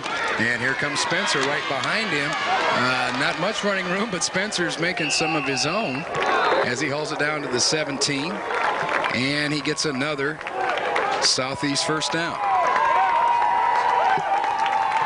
So another first down for Southeast. Spencer picking up that first down yardage. J.T. Adams out front again, doing what he's been doing all night for him. And I'll tell you, J.T. Adams has been impressive, and Chuck Spencer running behind him impressive as well. Down at the 17-yard line, first down, as you see Spencer. And Southeast threatening here to take the lead. Now West, straight drop back. He's got a man out there, but dropping the ball. Thomas, some pretty good coverage, but Thomas needs to make that catch. Falls incomplete. And that'll bring up second down. Stay tuned after the game. Charlie will have some guests in our DeSears postgame show. Another one of our fine sponsors here at Time Warner Communications, along with Value Car, Domino's Pizza, Bill Graham Ford, Columbia Blake Medical Center, Leeds Building Products, American Bank, Twiggy's Pizza and Subs, and Jim Bose Dodge. Making these telecasts possible. 2nd and 10 Southeast. And that time Adams, they're waiting on big James Adams, and he's going to go down without a fight, but no gain on the play. So it'll be 3rd and 10 for Southeast. That's the first time Adams has been stopped in his tracks tonight. Well, they moved on this drive, from about the 50-yard line just by plays such as this. JT just right up, off tackle, and then going back to Chuck Spencer. But on this, after on first down here, you recall they tried to throw the ball and incomplete pass. So now they're looking at a big 3rd and 9 right here, and this is a big play for Southeast Seminoles in this drive. They need to make the first down and keep this drive alive. They're at the Bradenton 16. 3rd down. They fake the hand up to Spencer. Look out, Rashad West has a lot of company, and that's a sack we can't take. Now that might even knock him out of field goal range as Will Shook, number 36, makes a big, big play. Loss of about 14. Well, I think maybe they are out of field goal range, Jim. This you see Rashad West. The blitz is on, and there's tacklers just everywhere coming in from the Eagles. You see number 36 there, Shook, get him, and and throw Rashad to the ground, and that's a major loss. And you're looking, well, they're going to attempt it, I suppose, but man, this is a long field goal for the Noles. And Wade is out there. It'll be about a 47-yarder when you count 10 in the end zone. We'll make it 48. And we'll go 47 on that and see if Wade, of course, if he hits it, Southeast will be on top. Tough distance. Wade belts it. And it's no good. He looked like he about had the distance, but it was a little wide left. So Southeast doesn't come away, Charlie, with points, and that's got to hurt. They're down there at the 16, and the field goal is no good. So Brandon will take over at their own 20. Well, of course, the bad news is they got sacked and took them back for that long field goal. But here's the good news: on a high school field goal attempt, the ball goes over to the 20-yard line, so the Eagles will get it at the 20. And the Southeast has played good defense tonight. Hold again, force them into a punt, get the ball back, and see if they can keep a drive without a mistake. But ask you to, of course, visit our Domino's Pizza, locally owned and operated, and they provide us food for all of the games here. The fine folks at Domino. And of course, that was they were down at the 16-yard line, but could not convert. The 14-yard sack made a tough field goal attempt for Wade. And it falls, actually it was long enough, but went wide left. So second down and 10 now for Brandon, who really had been unable to move the football ever since that first initial scoring drive. Southeast has really tightened up. And it's a second man through. It's Gaynor, and he gets about 3, but still, this is what Brandon's been looking at all night, 3rd and 7. 7 minutes remaining third quarter. We take another look. Defense crowded up here over the Noles, and they just they stiffen up there, and you see a host of orange shirts in on that tackle, and Gaynor, who's their big play, the big rushing running back for the Brandon Eagles, unable to produce much there, but there's 3rd and 8, and the Noles could certainly lift their spirits back up with a good stop here and force them into the punting situation. So Brandon needs to convert. Southeast getting awfully close to taking the lead, and they're not going to convert there as Harris will be sacked and lose about 5. So forget it. It'll be about 4th and 12. Getting back there is Keir Johnson, number 44. So fourth down and long. Keir Johnson in, and of course he just bottlenecks up Harris. Harris is looking to throw on 3rd and long, and Johnson in there sacks them, looking at 4th and 12, and the Noles possibly come out of this with some pretty good field position. Schneider will have to punt from deep in his own territory, and it's a short kick. Oh, it takes a great bounce. Look out, it's fumbled down there, but Allen falls back on it. He's been living right. That thing bounced right back to him. So not much of a punt, about a 30-yarder, and Allen recovers his own fumble. So Southeast will get the great field position once again at about the 40-yard line. Bosley Allen getting away with one right here. You see, waits just the last second, and that thing it takes a Brandon roll, and he picks it up, pops out of his hands. But fortunately, it bounces his way, and he's able to pounce back on it, and the Noles maintain possession. So they'll have the good field position at the Brandon 40. And now Brandon looks like they want to call a timeout. And I'll tell you, Charlie, this game has that feel where the Brandon Eagles are letting it slip away. It'll be 7-6. Don't go away. We'll be back with more right after this.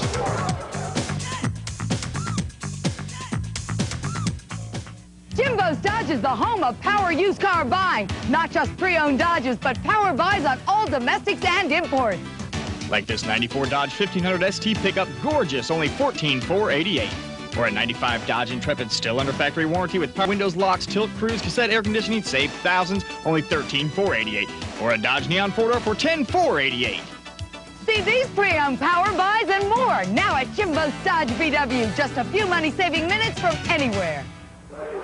Welcome back, everyone, to Southeast High School. I'm Jim Brockman along with Charlie Wells, and we've got a 7-6 game. It's been that way since back early in the first half. Southeast, Charlie, what I was about to say as we head into the break, Southeast just keeps threatening. Brandon seems to just hanging on, and you got to wonder if they won't they keep bending a little bit if they won't finally break here as the Seminoles with this good field position. Absolutely. The Noles just haven't established that rhythm they need right yet, and if they can get a hold of that and get that thing like they did against the Canes last week, things will start to happen for them. Now Spencer, look out, trying to follow James Adams, and that's one of those things, Charlie, you got to wonder. They ran it so much in the first half. Brandon, obviously, with their coach Ron Flott in his 5th year, talked that over at halftime. Didn't want Spencer to keep running for days on that play. Well, Chad Stokes and Will Shook, the linebackers for the Eagles, they're doing a fine job right now defending, and they're pursuing. Also, you see Marvin Johnson, number 21, defensive back, come in there, and just a host of Eagle tacklers, and they throw him for a loss. A loss of 3, second down, 13. Seminoles at the Eagles 43. 2 wide receivers to the near side. West straight back. He's got time to throw. He's got a man, and he overthrows Allen, who was out there. But it'll bring up 3rd down and 13. Stops the clock with 4:59 remaining in the 3rd quarter. Well, I don't know. Bosley Allen comes all the way across, running that slant from the other side of the field. And I don't know if he pulled up or got hit or what, but that play was designed to go long, and Rashad West throws a good pass. I think Bosley got bumped in there and kind of messed up that pattern, but Rashad West showing you that he can throw the ball. Now they're 3rd and 13 in an almost for sure passing situation. Of course, West likes to throw the football. We've seen him ever since he was a sophomore when he'd get himself some playing time. And on 3rd and 13, here comes the Brandon rush. They go with the screen, and Spencer makes the catch.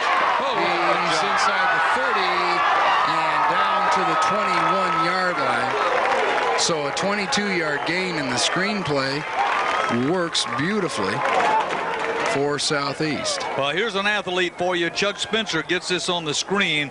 This thing looks like it isn't going to go anywhere, but watch Chuck Spencer. He'll just this fake that he's going to give right here and avoid this tackle, and it makes this play. Watch this. What a move. He puts on that Eagle pursuer there, and he takes it on in for a 1st down. Just a nice run by the Noles there. Nice play. Nice call on the screen. Down to the 21. And this time they'll hand it off to Spencer. He's hit right at the line of scrimmage. He keeps fighting forward, got 4 yards strictly on his own. And it'll bring up 2nd down. So he was hit behind the line of scrimmage but falls forward. They're actually going to stop his forward progress at the 20. And you see time there. That's how much remains in the 3rd quarter. And Southeast finds themselves threatening again now at the Brandon 20. They trail 7-6.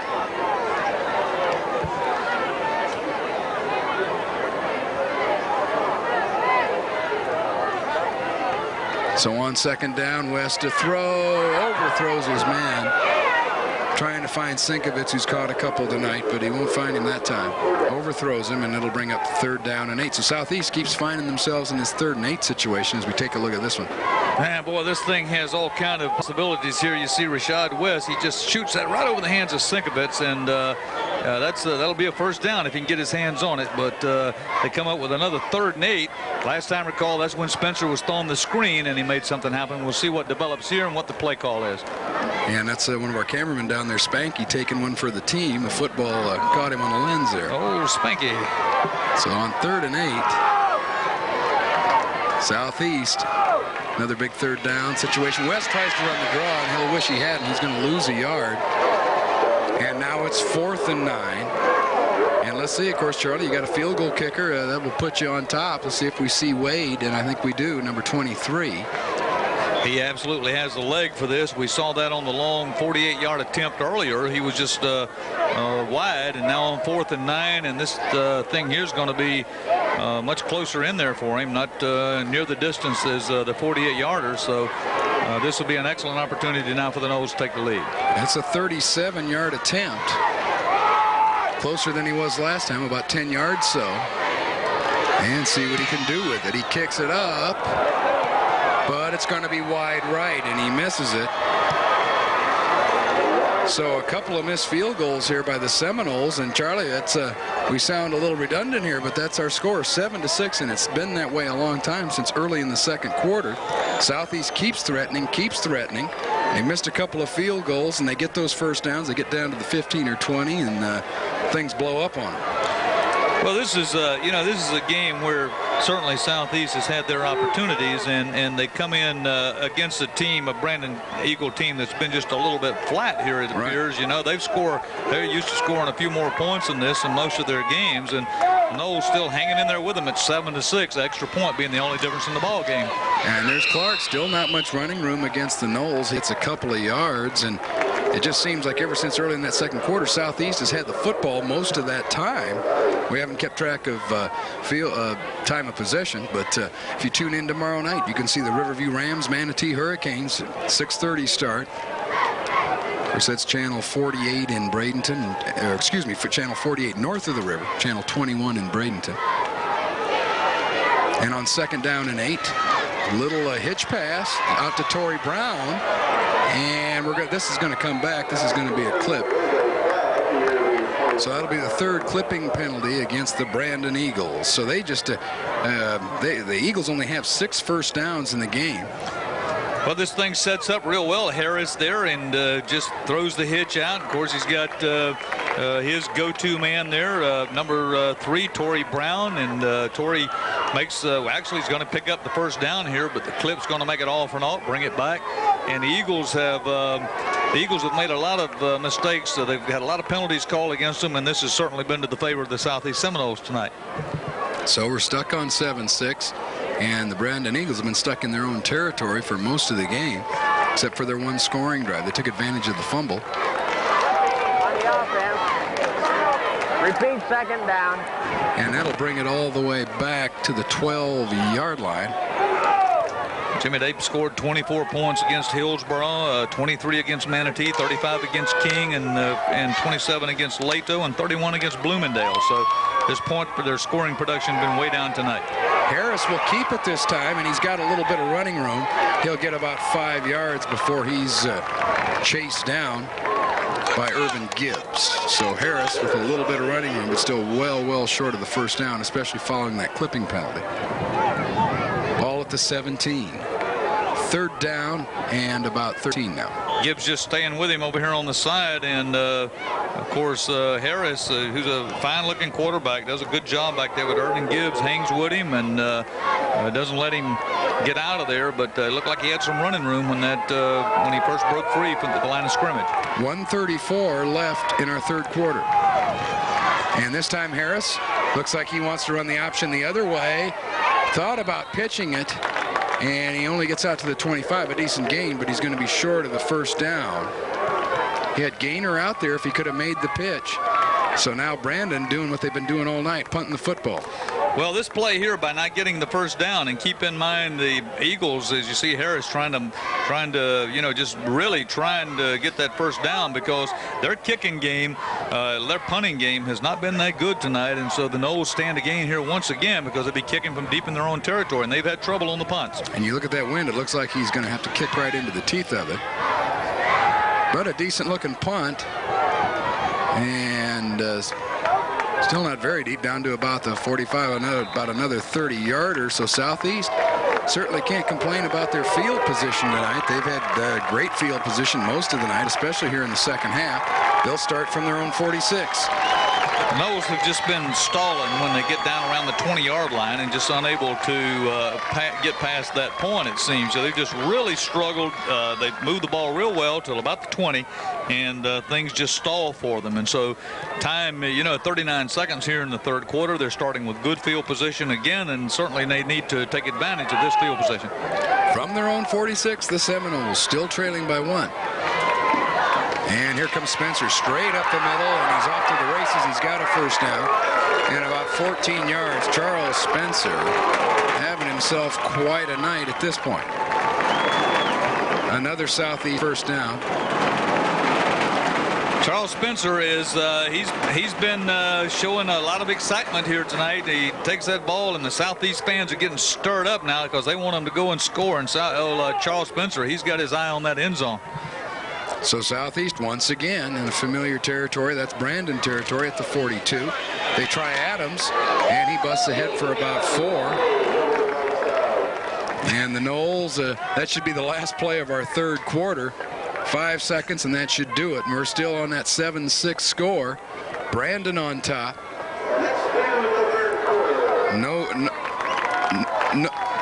No scoring in our third quarter. 7-6. We'll be back.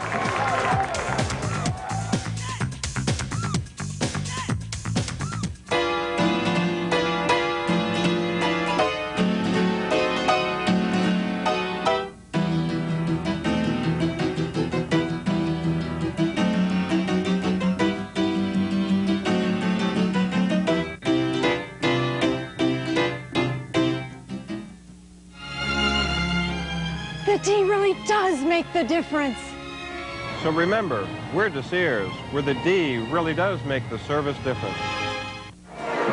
We're back, everyone. We're just about ready to get underway with our fourth quarter. Brandon clinging to that 7-6 lead.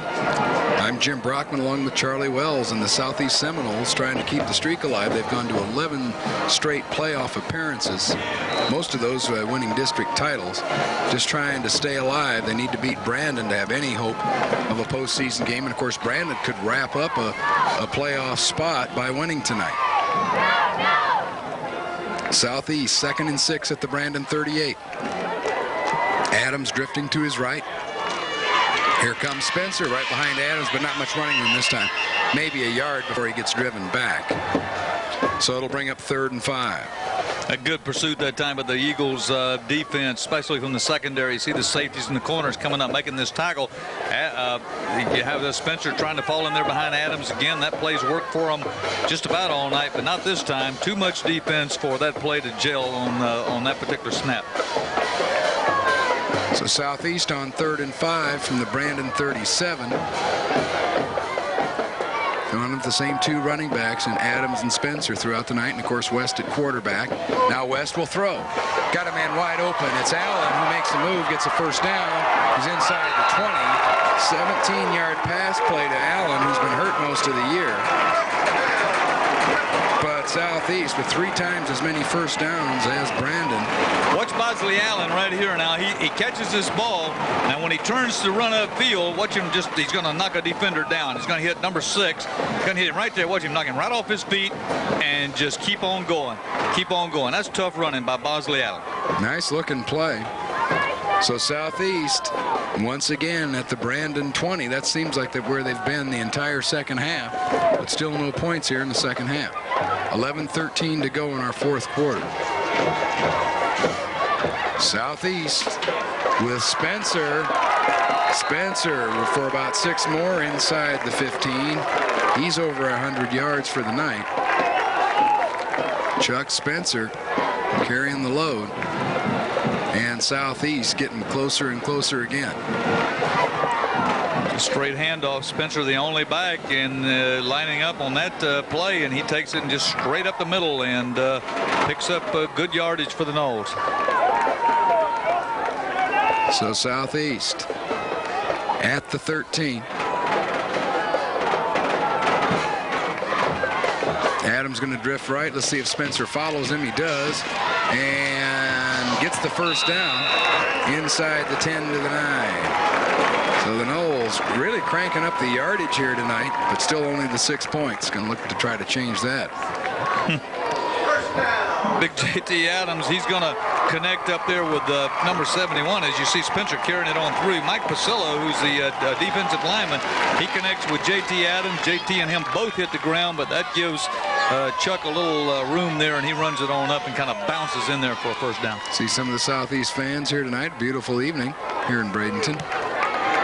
So on first down, it's Spencer, and he's down to about the 3. And it's going to be hard to keep the Noles out here. Well, you want to hear these fans come alive over here on the Southeast side, you let somebody stick it in there. Chuck Spencer came very close that time and pulls it right on down to the 3-yard line with some determined running. They stick it in, you're going to see these Noles fans over here. They've been a little bit quiet and just looking for something to arouse them, and so this could be the play right here that would get them all fired up. As you take a look at the 3-yard line, second down. Spencer, not that time. Got close. He got a couple more. Now it's third down. And Spencer, a lot of carries tonight, a lot of yardage. Southeast, the one touchdown earlier to Jeff Cox, the tight end, catching a 7-yard pass from Rashad West.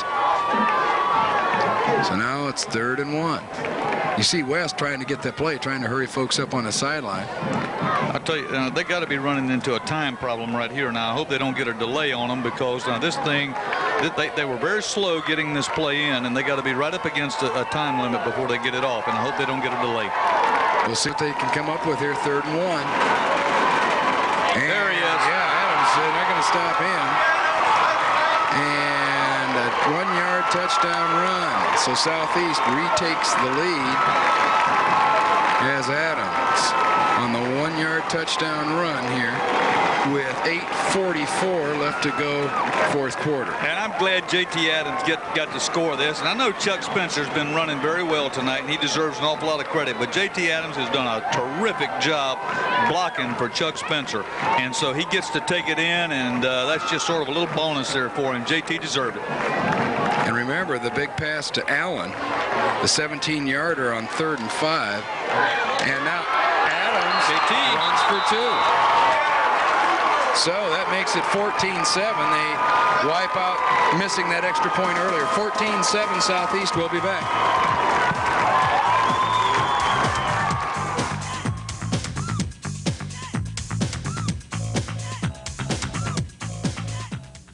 If you like pizza and you love hot wings, you gotta try Twiggy's. For 5 years, Twiggy's been delivering the best pizza and wings in Manatee County. Our pizza starts with fresh dough, hand-tossed, loaded with your favorite toppings, and baked to perfection. Add to that our 7 varieties of wings for those who like it mild and sweet, to those who can handle the heat. Don't forget our wide variety of sub salads and appetizers. Score big with our football party pack. 2 large 2-item pizzas, 25 wings, and a 6-pack of soda for only $21.99. Delivered hot and fresh from our 2 locations.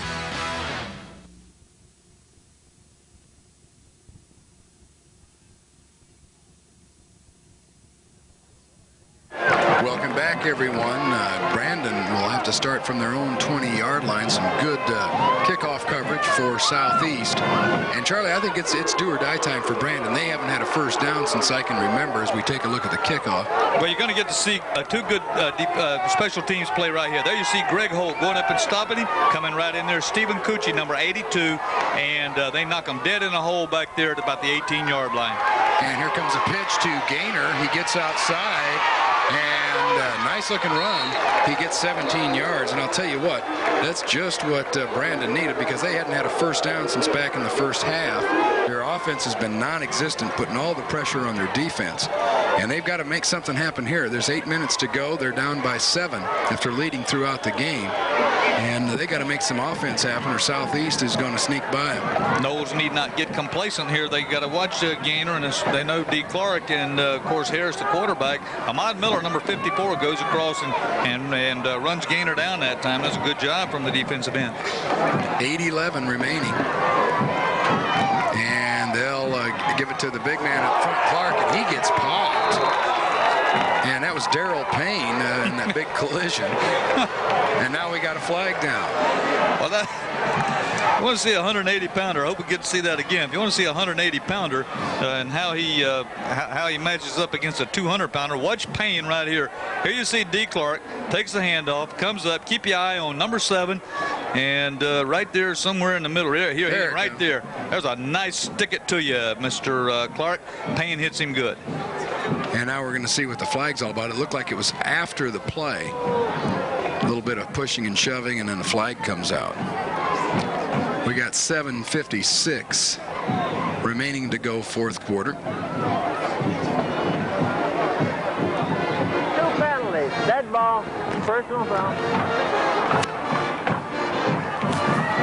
Oh, they're both against Southeast. I thought they might be offsetting, but both are against the Southeast, and that'll hurt the Noles. Oh man, this is a bad mistake here for the Noles now to start getting this thing, letting this thing get personal, and having these type of after the whistle has blown the ball dead. I mean, it's a major deal here. That one hurt. Oh, and they got they'll mark it off twice. Oh, this is a major penalty, Jim. So 2 of them. 2 personal fouls. 30 yards and penalties. Dead ball, personal foul for late hit. 2 penalties on the defense. We got a first down. So the late hit, I'll tell you what, Charlie, when you give up 30 in a chunk like that. Oh, that's just unbelievable here. The Noles just getting, you know, a little too aggressive here. Faust DeLaser wisely takes a timeout, goes out, and he's trying to get everything, you know, back in perspective here, because to allow a 30-yard penalty to take place when you're leading by a touchdown, you've just taken the lead, and then go out and make a mistake like that. So I mean, that's just one of those things that's uncalled for, and the Noles just really need to gain their composure here, get themselves back together. Well, remember, they've just taken the lead 14-7 on the touchdown run by Adams, and then they come right back. Brandon gets a nice running play and gets a first down, and then bang, 2 unsportsmanlike conduct penalties, 30 yards in penalties. The next thing you know, Brandon's 1st and 10 at the Southeast 28. I think that's the wisest timeout of the night right there that Faust just took. He'd walk out there, you know, and he'd say, look, you know, the damage is done here, but don't you do that again. Right. Don't you pull that stunt again. So Brandon with the big break on the 30 yards in penalties. And it looks like the Noles jumped off. Now, wait a minute. See who drew the contact here.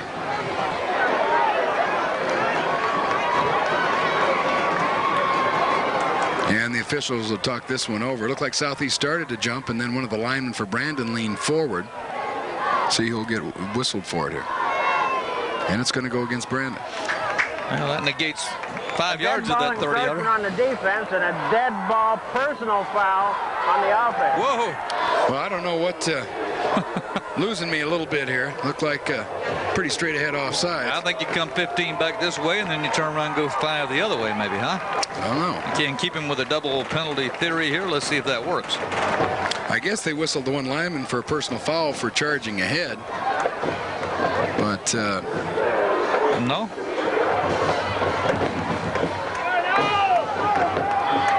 He's got the white hat on, so well, that helped. We'll bring it back to the 40. Call it the 39, actually, for Brandon.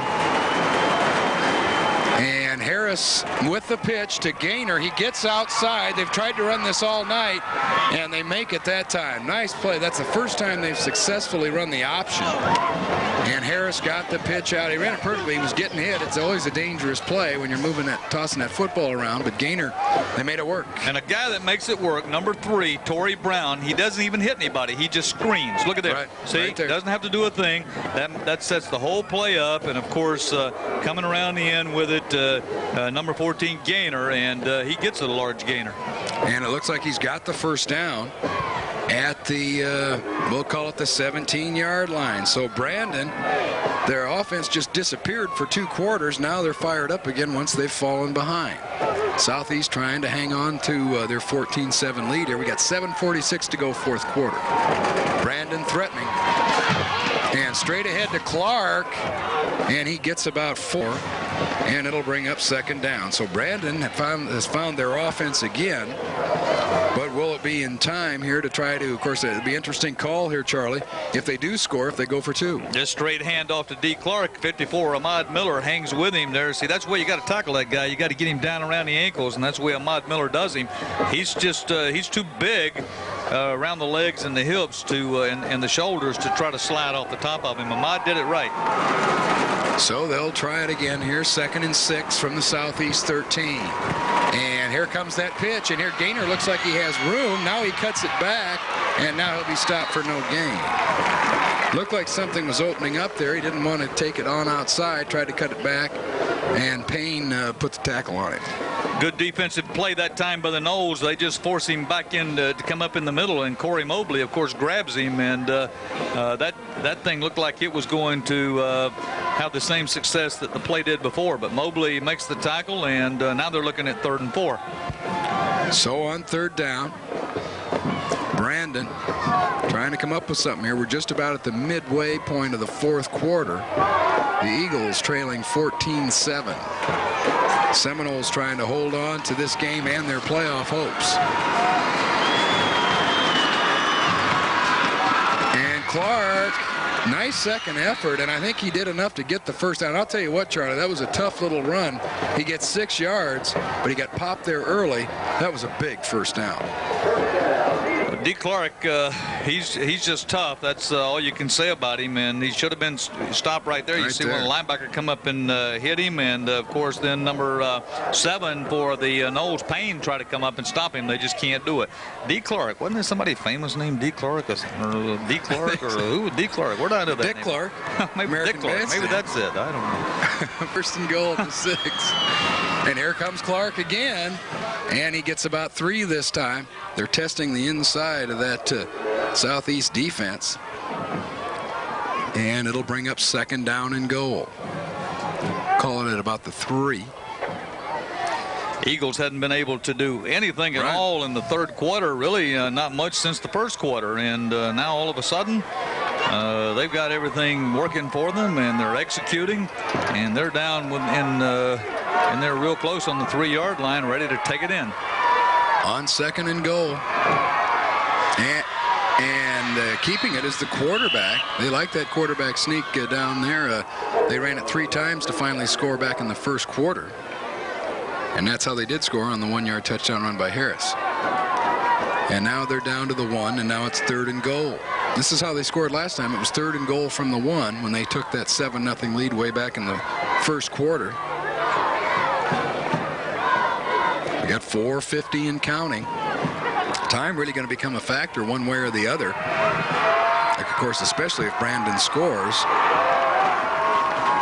14-7. Brandon trails. Are going to try and narrow that. Here comes Harris. No, sir. That Willie Sams. Willie Sams right in there. Yes, sir. So now it's 4th down. That's a big play by Willie Sams, Jim. I mean, he just reaches in there and grabs him like a big old cat, you know, and just pulls him down. Watch it, Willie Sams just come across there. How in the world he got in there so fast, I'll never know. Just pulls him down and doesn't allow him to get anything with there. Look at that. Underneath, throws the Harris back, and now here's the play of the game. And in fact, it's such a big play, Eagles going to take a timeout. Well, and you know, Charlie, you got to wonder about the play calling. If that's the only play you run inside the 5-yard line, a defense can really key in on it. And well, I don't know if I guess the down marker's in the same place over there and looking at it across the field. But I mean, I thought he lost. Looked like he did lose yardage, yeah. But they're going to keep it right at the 1 there. So you got to wonder if maybe Brandon won't try something else besides a quarterback sneak. You got the post-game show coming up with Charlie. He'll have some guests for you, brought to you by DeSears, one of our fine sponsors here at Time Warner Communications. 4:16 remaining in the 4th quarter. Brandon looking at 4th and goal from the 1. Well, everybody can guess right along with us. Will they give that thing, let Harris keep it and try to stick it in there on his own on the quarterback sneak? Keep in mind they got Big D. Clark. He's the guy that brung him. He's the guy that brought him all the way down the field. And it was Clark right, Clark left. Right. And now here it is. The big play of the game so far. 4th down and goal from the 1. It's Clark, he's in, and that's what they needed to do, is to let Clark score. But now, Charlie, it's 14-13, and well, I'll tell you what, I guess you got to be sane and go ahead, and if you got good faith in your kicker, and tie it up and go for overtime. But you almost wonder. The kicker is on the field, and a little pressure now on Schneider to tie it up. It's 14-13. Remember, Adams ran for 2 points for Southeast.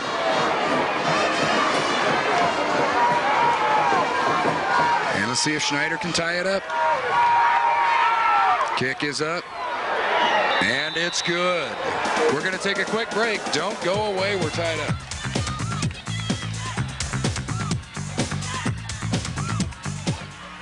I'll never forget the day my old refrigerator quit. No one I called could deliver a new one for a week. So in a panic, I rushed to Mom's with all my perishables. She promptly called DeSears. She said they'd always been there when she needed them, for service or a new appliance. And with their new express delivery, they're faster than ever.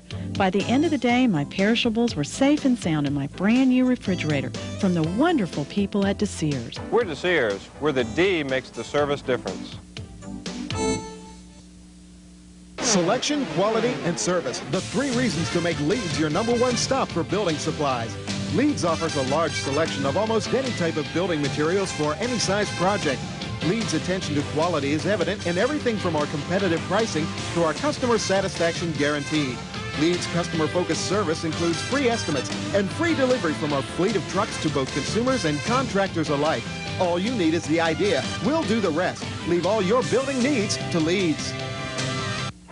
Welcome back, everyone. We're all tied up at 14. We've got 4 minutes left to go in our fourth quarter. This is all kinds of playoff implications here. Southeast, nice kickoff by Schneider. So the Noles will have to start at the 20. And I'll tell you what, both pressure on these coaches, too. Paul Meckley for Southeast and Ron Flott for Brandon. A lot will be determined here how these teams approach this final 4 minutes. Well, with 4 minutes and 12 seconds to go, and Southeast is going to start this drive at their own 20-yard line, and you have to be very careful here.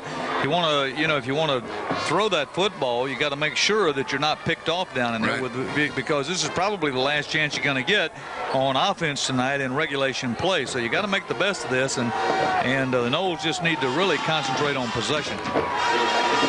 First and 10 from their 20. We're tied at 14. Here comes Spencer. He got everybody inside and turns it outside, and he'll get about 17. So a great night for Spencer. Well over 100 yards some time ago.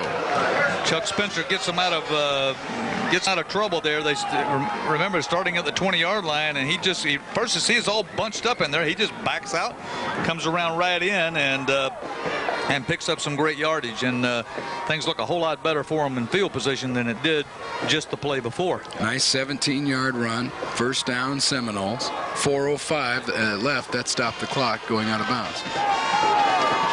Adams drifts left, and he'll be followed by Spencer, who gets away from a host of Brandon tacklers, somehow gets about 3 yards. Brandon knows that play is coming. They see it, and they're still having trouble stopping it. Chuck Spencer's playing like a man possessed right now. I mean, he just wanting to make sure he doesn't get thrown for negative yards. He's hit right about the line of scrimmage. Watch this. See, it just bottles up right there. You see everybody hanging on to him, but he just kind of drifts off and gets a few yards out of it and turns a negative into a positive. And now we have a Brandon defender down on the play. Can't catch a number, so we won't try to guess. That'll stop the clock with 3:47 remaining, and we thank Domino's Pizza, who feeds our crew each and every week here at Time Warner Communications, and that's quite a task.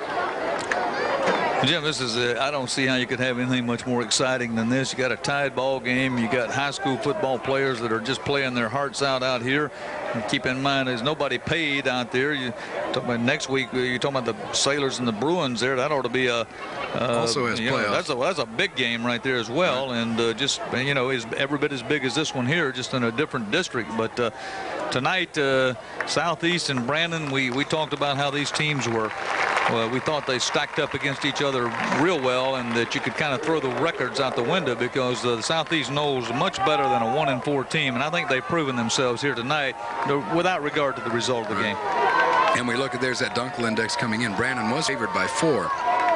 So pretty close call, really. I didn't put Charlie's line up there. So it'll be 2nd down 7 for the Noles, just outside their own 40. And West, this is a run all the way. He's going to keep it, and he looks like he's awful close to a first down. So the Noles keep marching. Now time, 3.5 minutes. Now Rashad West needs to tuck it in. Keeps it out there. Tuck that baby in. That's dangerous. Look at that. Whew. But he gets away with it. Gets a first down. First down.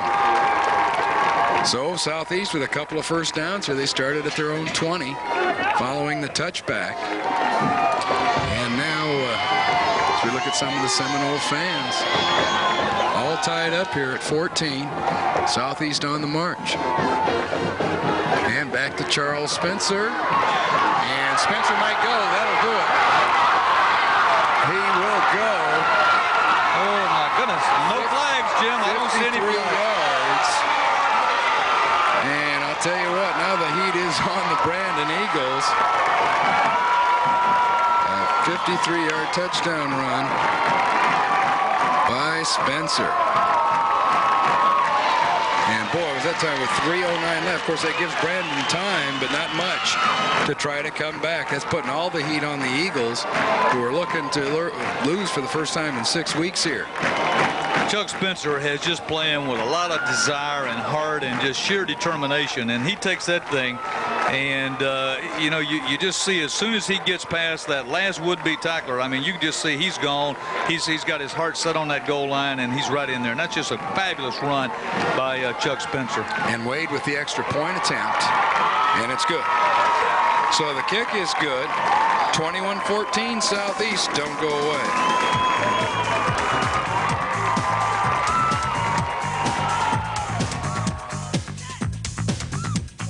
Heart disease was something I never thought would happen to me, but it did. And thanks to the help I got after my heart attack, I'm now doing all the things I did before. What's more important, I've learned how to eat a heart-healthy diet and get proper exercise. Thanks to the professional help I received, I feel great, and I'm back on top of my game. The Heart Institute at Columbia Blake Medical Center is the answer. Columbia, healthcare has never worked like this before. Welcome back, everyone. Southeast has just taken the lead. Chuck Spencer with 198 yards rushing as we speak, and that's rough figures. He might even be over 200.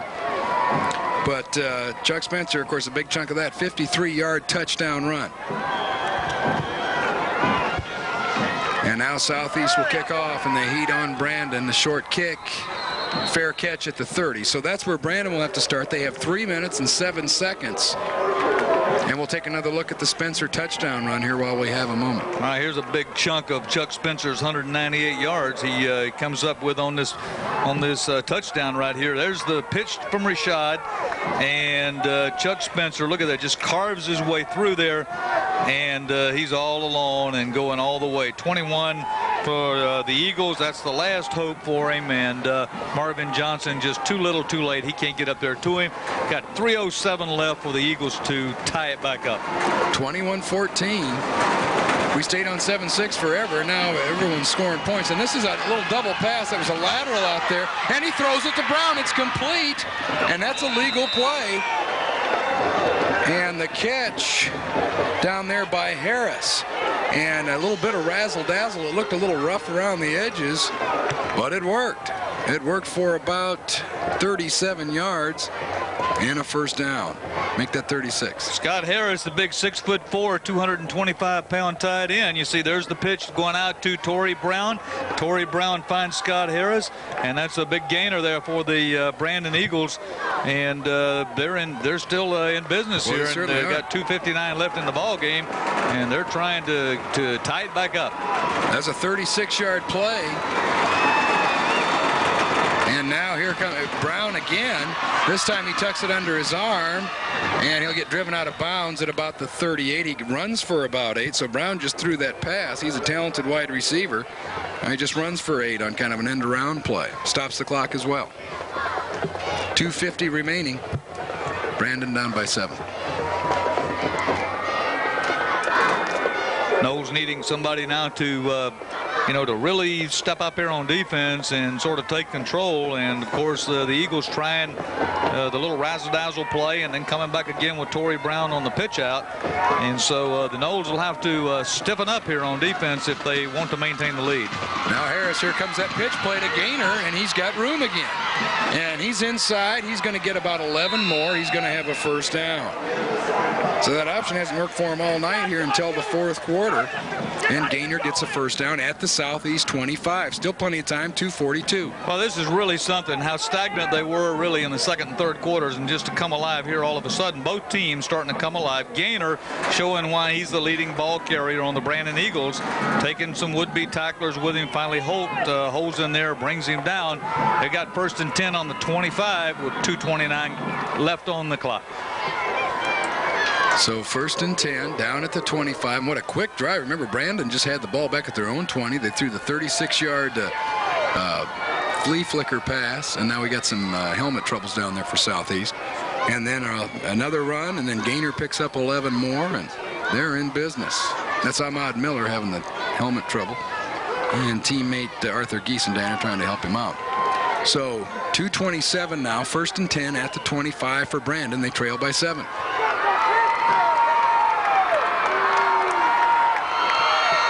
Harris again. This time he's going to throw. He's got a man. It's dropped it. Brown had it for 6. Dropped the touchdown pass. Well, if we get to see down in there close, I believe Darrell Payne might have got his hand in there and stripped that ball from Brown, but Darrell Payne was right there, had pretty good coverage on him. It was a perfect throw by Harris, but you see Torrey Brown right there. Maybe he just drops it. Payne looks like he, I think he just drops the ball right at. Yeah, he does. He's got this. It's just a perfect throw by Harris, and there's one that the Noles kind of get away with. And let's see Harris with the pitch back to Brown. Brown makes a move and stopped right at the line of scrimmage. So now it's going to be 3rd and 10. Now it's getting a little sticky for the Brandon Eagles. Well, Ahmad Miller coming through again, staying at home, and you see here's the pitch. They got that Speed Brown in there, see, and he comes around, see everybody trying to chase him out. There's Willie Sams chasing him, but he comes back to the middle. Who does he run into? Ahmad Miller, who stayed at home and made the tackle. They got another timeout with it's 3rd and 9. We got a minute 47, and man, this is an exciting game, Jim. Boy, it might be the closest game we've had all year, and we ask you to stay tuned for our post-game show brought to you by DeSears Appliance and Television. I'm Jim Brockman along with Charlie Wells. We got a tight one, 21-14. Big Class 6A District 8 game. Now, Brandon, even if they lose tonight, still has a good shot at the playoffs. So they just won't guarantee themselves a spot. They could tonight if they could somehow pull this one out. Southeast isn't guaranteed a playoff spot with a win tonight, but they remain alive. Well, you know they're going to have 2 plays here to either get the